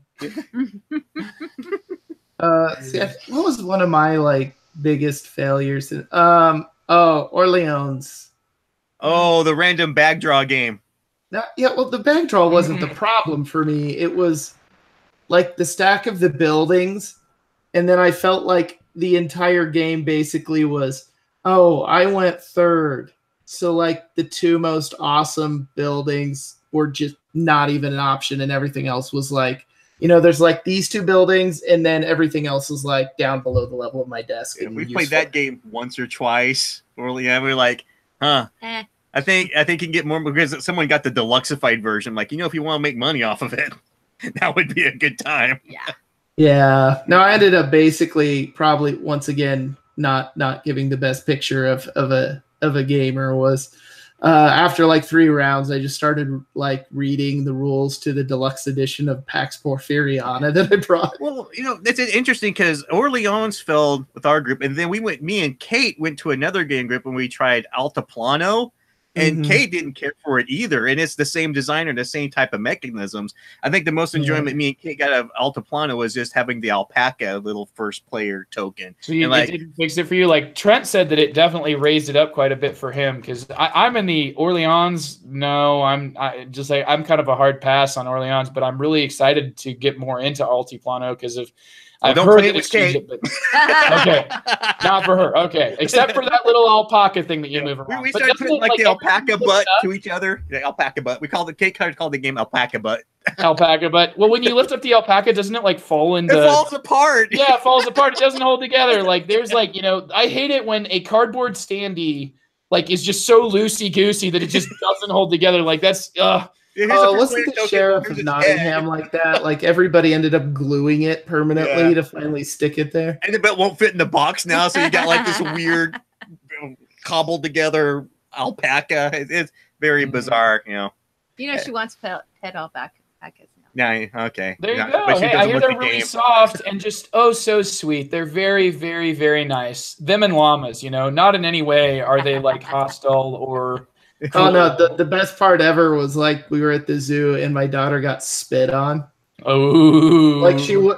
Well, and my daughter loves zoos and animal life, so she goes to pet the llama and gets a face full you could eyes and mouth shut, hair blasting back in the wind, and then she looks over after it's done and she's like, "That was so cool." Nah, that makes me really happy. I was expecting this to be a tragic breakdown. I'm like, oh god, she's gonna break down. I'm gonna have to holler at it. Nope, she was ecstatic. It's good. So let's talk about Kickstarter failures. The games that were on Kickstarter that just exploded before they even hit the shelf. High Frontier 3rd Edition. Yeah, there's so many we can talk about. High Frontier 3rd Edition. There's Robotech at any time so far. I have one just from today. I got a game, and this is a really minor fail, so it's not a big deal. It's one that I have probably one of the few copies of this system. It's called the Enigma Box, and it ran as a Kickstarter. And a lot of people that were commenting on it were like, "Yeah, you're not getting enough money. You're not going to deliver this," and they were really doubting the project. And the people were like, "No, we're for real legit, and we're really going to do this stuff that we say we're going to do." And you know what? I have a board game upstairs. I have an entire box upstairs that looks just like what I was promised. So all you people that doubted them, you can go to hell. But why are they being talked about right now on Board Gaming Fails? Because there was a little slip that they put into the. It didn't go into the actual game. It was put on top of the game, and I think the shrink wrap was over that. And it was one of those that's, on the back of every game box, how it says caution, this is not a toy. And they accidentally, instead of a T, they put a J. Caution. This is not a joy. Well, thank you for being upfront about it. I guess I'm a joyless individual. But there's so many games they talk about. There's like that. There's the Glory to Rome fiasco. That dead customers on the back of 51st State. Good old dead customers. Yeah. This is what your state look like. There's the Robotech miniature game, which if you've ever gotten a kit, you want to see what happened with that thing. That's spectacular. But hands down, the most spectacular Kickstarter failure I've ever seen. And I think we have my friend got the only copy of this game, was a game called Catolica. Now, if you don't know what this is, go to Board Game Geek, type it up. You would not believe this thing. It is unbelievable. And somehow my friend got a copy of this thing. And if you go to Board Game Geek, there's a thread where it's me and him trying to play this thing. And people actually posted on the Board Game Geek that it was an elaborate hoax that we put together just to say we got a copy of the game. It's all there. It's all there. It's all written there. Someone asked me about that. It is the equivalent of going into your bathroom, looking in your bathtub, and finding the Loch Ness Monster. That unicorns really exist. You just have to do some research on it. Just go to Board Game Geek. But it's like learning that unicorns exist and that they're really, really, really gross. Yeah, it's just Yeah.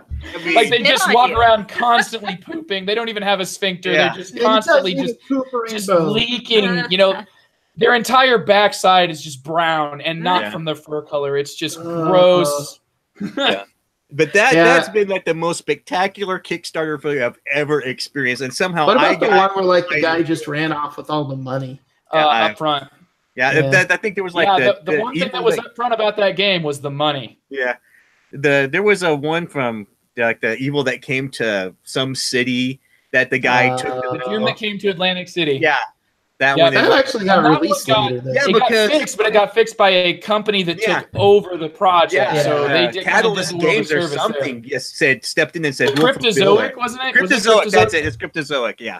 Yeah. That was just a Hail Mary save out of nowhere. And that game was just like a really crappy reverse Monopoly Cthulhu game. That should have just died. You got like the High Frontier one though. It was just like years to figure out a plastic ring problem.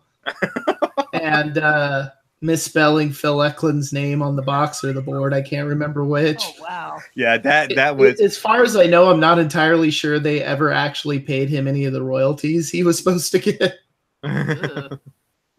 Yeah, that one. It was like some magazine company that did the public. It was a weird deal. That was just messed up. And it would just go for like... Yeah. Any other... Yeah. You got any?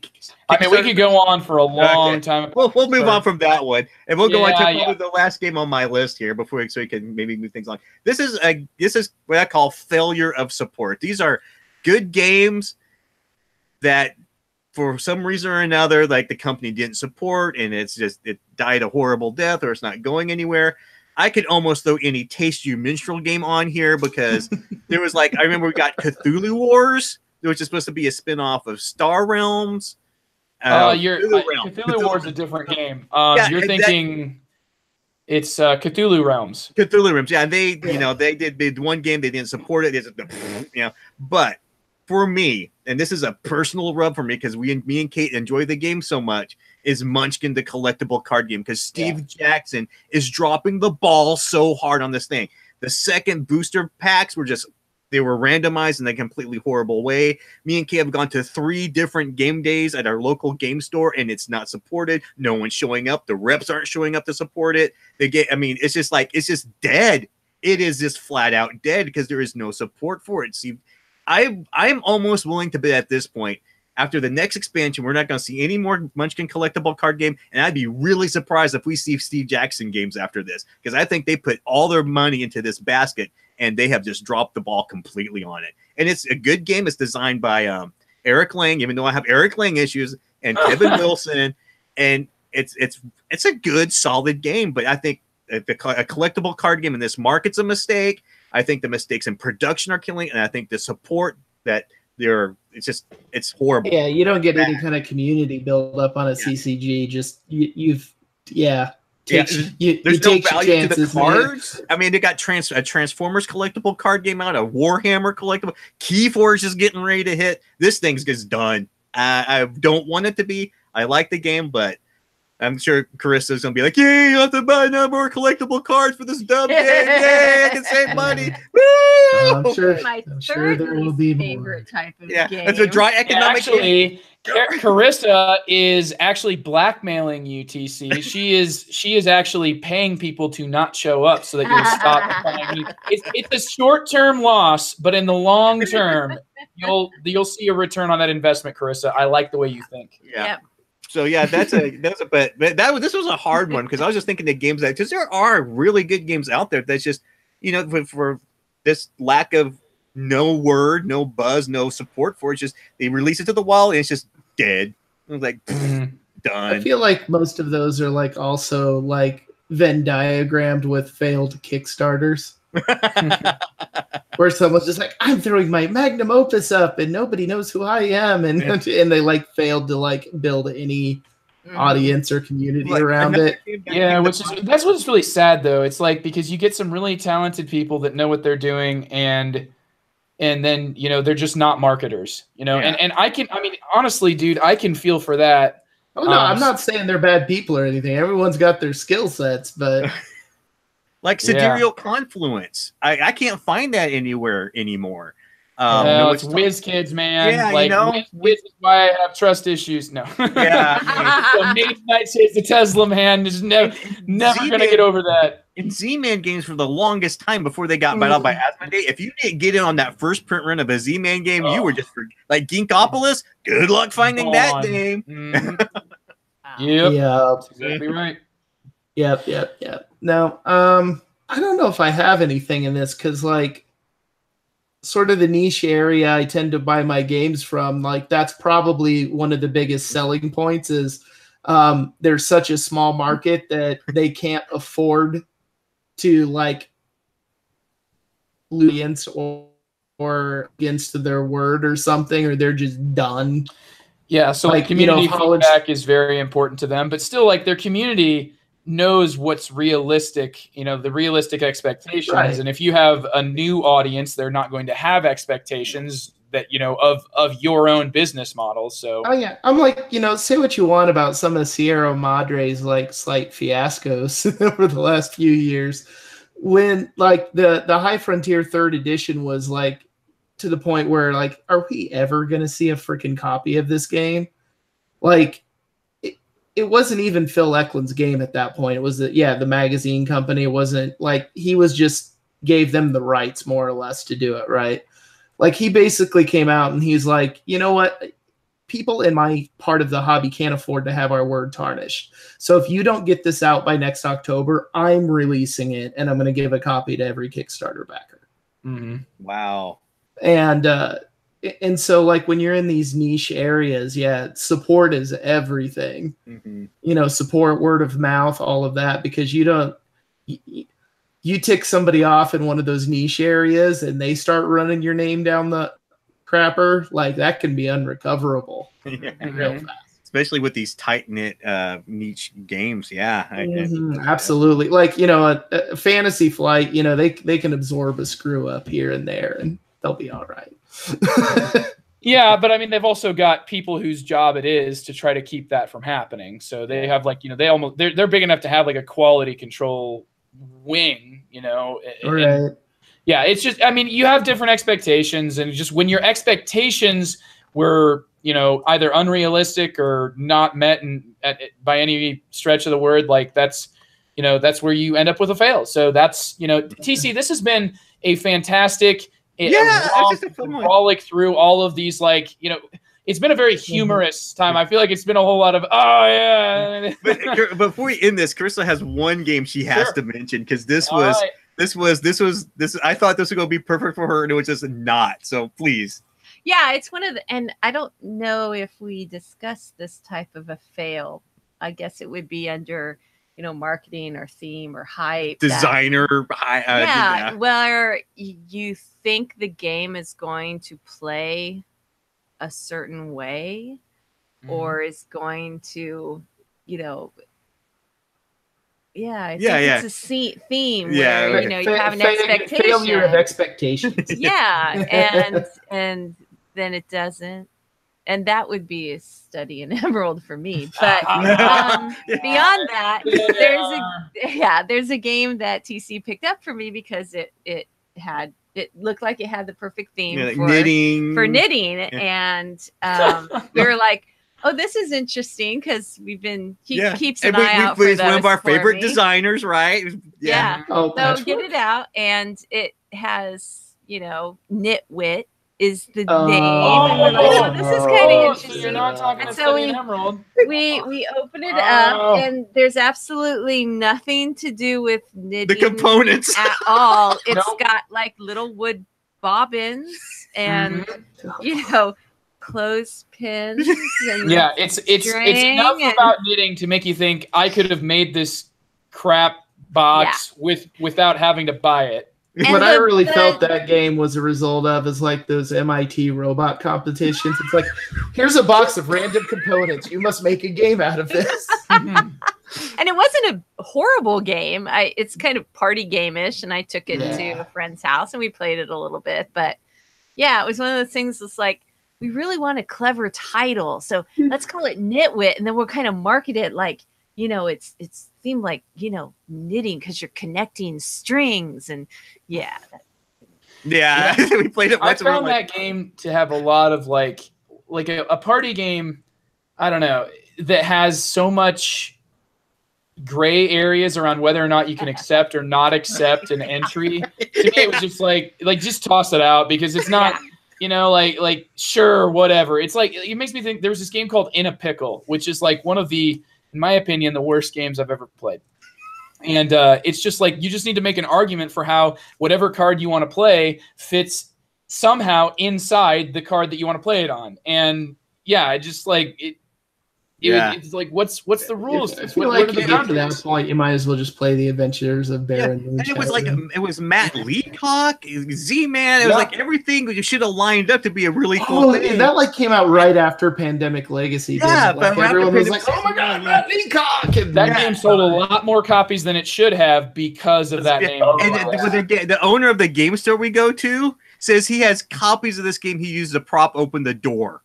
All right, he bought so hard into it, and he can't move them. He has this ridiculous amount to sell for this ridiculous price, and they just don't move, man. Oof. Yeah.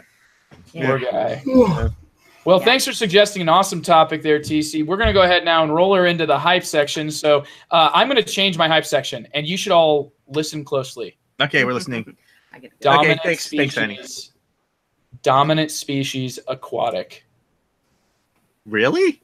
Yeah, they were sharing. GMT was showing pictures of the prototype from their weekend at the warehouse. Chad apparently involved with this? Harold Buchanan tweeted it, and apparently in his comments he said, "I got in trouble for this tweet, so I hope you guys enjoy it." Yes, I am immediately. Yeah, look at TC right now. He's like, hold on. TC's silent, and this is not TC being silent because he doesn't care. This is TC being like, I must make sure that Joe isn't pulling my leg. Like now, TC. I just got to know if it's Chad Jensen's involved with this. Because I'm like, can I P500 it right now? I mean, these are important questions I need answered. Oh, dude, this is a big moment. This is a big moment for heavy gamers. Dominant Species has an expansion in the works, which just blows my mind. I mean, I did not ever see this coming. Yeah, it's been out for a long time to have something new. It's I think it's standalone, actually. Merged, right? Yeah. Wow. I think it's like a standalone game, it looks like, I think. Oh, okay. So it's a standalone game?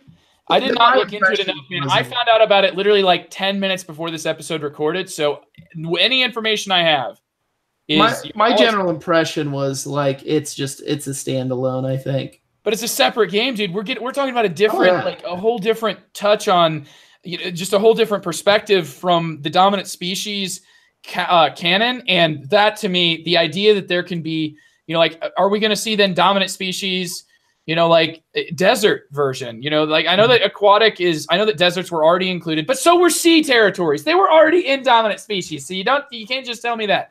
So one of the disaster cards will be like ocean acidification due to butthole climate changers.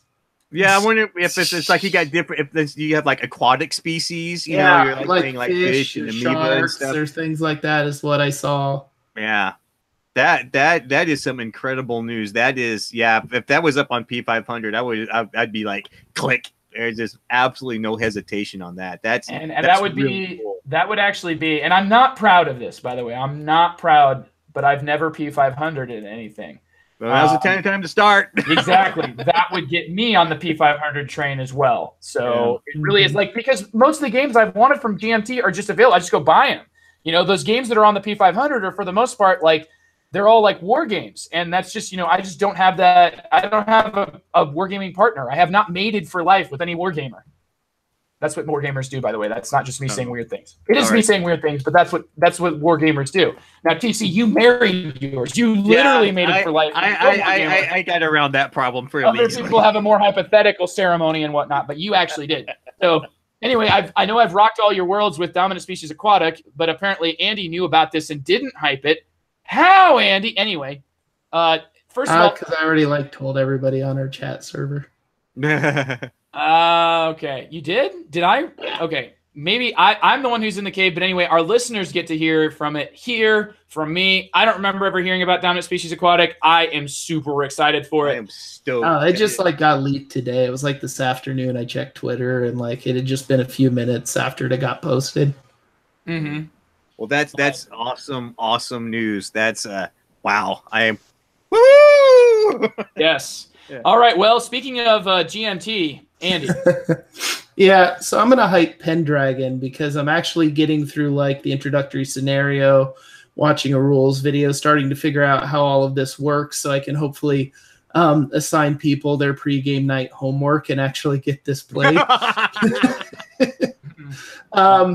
But it does really look cool. It's going to be a much higher complexity coin game.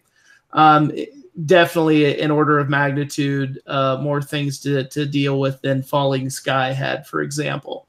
But it looks really cool, and they've tweaked the system to apply to the situations that historically were going on at the time. So, for example, when you start the game, two of the factions aren't just tangentially aligned, they are legitimately aligned. If certain events don't happen, they can win the game together.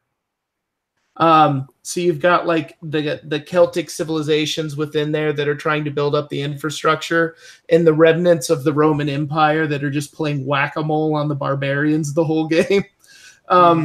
Basically, if they can win before certain topple cards come out, they jointly win. And that's kind of cool. You've also got you've got your Saxon raiders and your Scotty raiders that are just kind of coming in, stealing. And it's really cool because what they do is they got these gold cubes that represent prosperity, how prosperous are the territories. And they just come in and try to swipe them and run off with them back off the board, basically. But they can't win unless they settle down.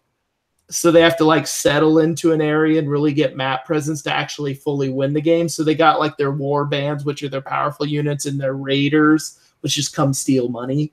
But it's really cool because once they get the war bands out there, then the Romans and the Celts can actually pay to control your units. Mm-hmm. So they could be actually what I'm going to do, I'm going to bribe your soldiers and they're going to follow me around for this whole epoch round. But the thing is, by doing that, they have to provide you more money, which is kind of part of your victory condition. So I can use your raiding troops, but I'm going to give you the benefit of getting closer to winning by doing so. So that's really interesting. And then they've modified combat to include siege warfare. So the way this happens is there's some initial dice rolling that you can use to determine whether you ambush or an evade an attack. But then it starts out as a field battle, and you can just pull back from that if you want. You'd be I don't want to engage in a field battle. Then you have the citadels can hold so much. And then what happens is if your enemy is going to attack your citadel, they take losses first. So you have to take losses to climb the walls, to get in the Citadel, then you have to take losses again fighting within it. So if you're going to attack someone who can bunch up in like a fort or something, like it's going to hurt to actually pull that off. But it's still deterministic. I think in Falling Sky, you could roll a dice to determine, like there was a 50-50 shot, like you killed a legionary or not.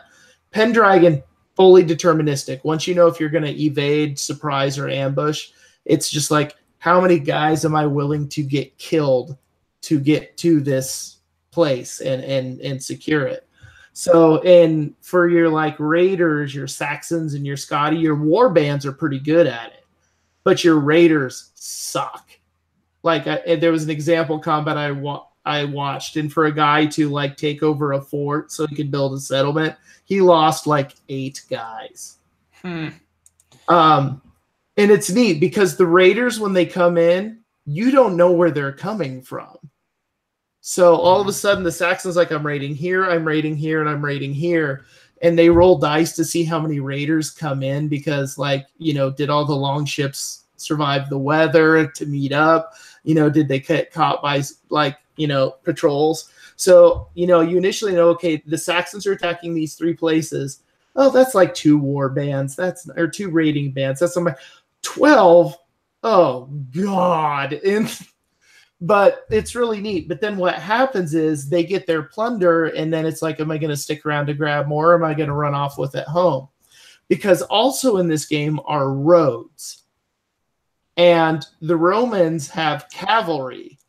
And if you sit in an area waiting, they can basically infinitely move along the roads. So they could have cavalry clear across the map. All roads lead to Rome. Can you sabotage the roads? No, but if the government breaks down to where the Romans and the Celts aren't working anymore, then the Romans have to pay to upkeep the roads, or they crumble and then they're not useful anymore. Because that was that Indian Abyss. There was roads as well, but you could just like absolutely nuke those things. You can't nuke them in here. Because the barbarians don't want to go anywhere near the roads, because then they know the Romans will kill all of them. So, and then, of course, they balance the game because the areas that have the most plundering opportunities are on the roads, because that's where the trade occurs. So anyway, there's just a lot going on in it, and it seems really cool. And beautiful map. And now they even take terrain into account. So like every faction has a home terrain that they are better at dealing with on. So if you have your like barbarian raiders and you're dumb enough to put them all into an open plain and the Romans with their horses show up, you're going to have a really bad day. So anyway, that's Pendragon. It's looking really neat. A lot of extra systems here going on that utilize a lot more of the historical backdrop of the Pendragon, which is like that Arthurian times, but it's a historical setting. Yeah, exactly. Okay, cool. Well, thanks, Andy. And finally, TC, you get to close us out with the newest, like what's going to replace. So like any Hydra, when a head gets cut off, to replace it. And in this case, what is the double-headed monster that you have just let's just grown in the place of Munchkin the collectible card game? I'm hoping this kills Munchkin the collectible card game. But anyway, they just announced Keyforge Events, and I'm very excited because I've been invited, me and Kate have been invited to help start running them here in Oregon. So I can spoil a little bit of the dates that are coming out. And this is, of course, going to be nationwide when these are going to occur. So they're going to have a pre-launch event of Keyforge on November 10th, which you're going to be able to get in. They'll have like a limited number of packs to buy, the decks to buy, and there's going to be like you can learn to play. And then on November 15th, there's going to be a launch party, which is the official launch event, and you can get some other cool stuff. I will be going through these kits here in the next few weeks, very excitedly looking through them. And then they also announced their organized play starting after the launch party on November 15th. And it looks like there's going to be weekly and monthly events going on with this. So Fantasy Flight obviously is all in on this thing, which is interesting because Keyforge itself, from the advanced reviews, has gotten some really mixed reviews, anywhere from like shut up and sit down, absolutely not liking it, to some people being warm on it. So I'm up in the air on this. I'm willing to give it a shot. I'm definitely willing to teach it and to host the parties. My daughter's very excited about simply because this whole thing, the vibe of this game is very much has a cosmic encounter vibe to it with a playful alien races are a little out of control. So this is the one Trent talked about where you just buy the deck. Yeah, you buy the deck is completely random. You don't build it. The deck's pre-built. So you just buy the deck and you run with what you got. See, that would appeal to me a whole lot more because the building of the decks is the thing I like the least about these things usually. So you have to figure out how this deck plays and how to play it optimally, right? But anyway, I will be discussing more. If you happen to be in my area and you want to play with us, this will be happening. And of course, since I'm on this podcast with you guys, I will let you know impressions. Probably bring Kate on to talk about to see what she thinks. And this is one of the games I'm really curious about because it's one of those unique things. It could be a hit, could be a miss, could be meh. We'll see. But I'm just excited to try something new, to be quite honest. Very cool, man. All right, well, good luck with the starting of the Keyforge community up there in Portland. Yeah. And that brings us here to the end of the episode. So thanks, Trent. Oh, my goodness. Hi. Thanks, DC. Thanks, Andy. It's been a great time chatting with you guys, chatting about our fails, about all the other things we're looking forward to. And that'll bring us to the end of this episode of The Good, the Bored, and the Ugly. So, man, I just talk about fails, dude. I am failing at ending this episode. Have a great week of gaming and catch us next week on The Good, the Bored, and the Ugly.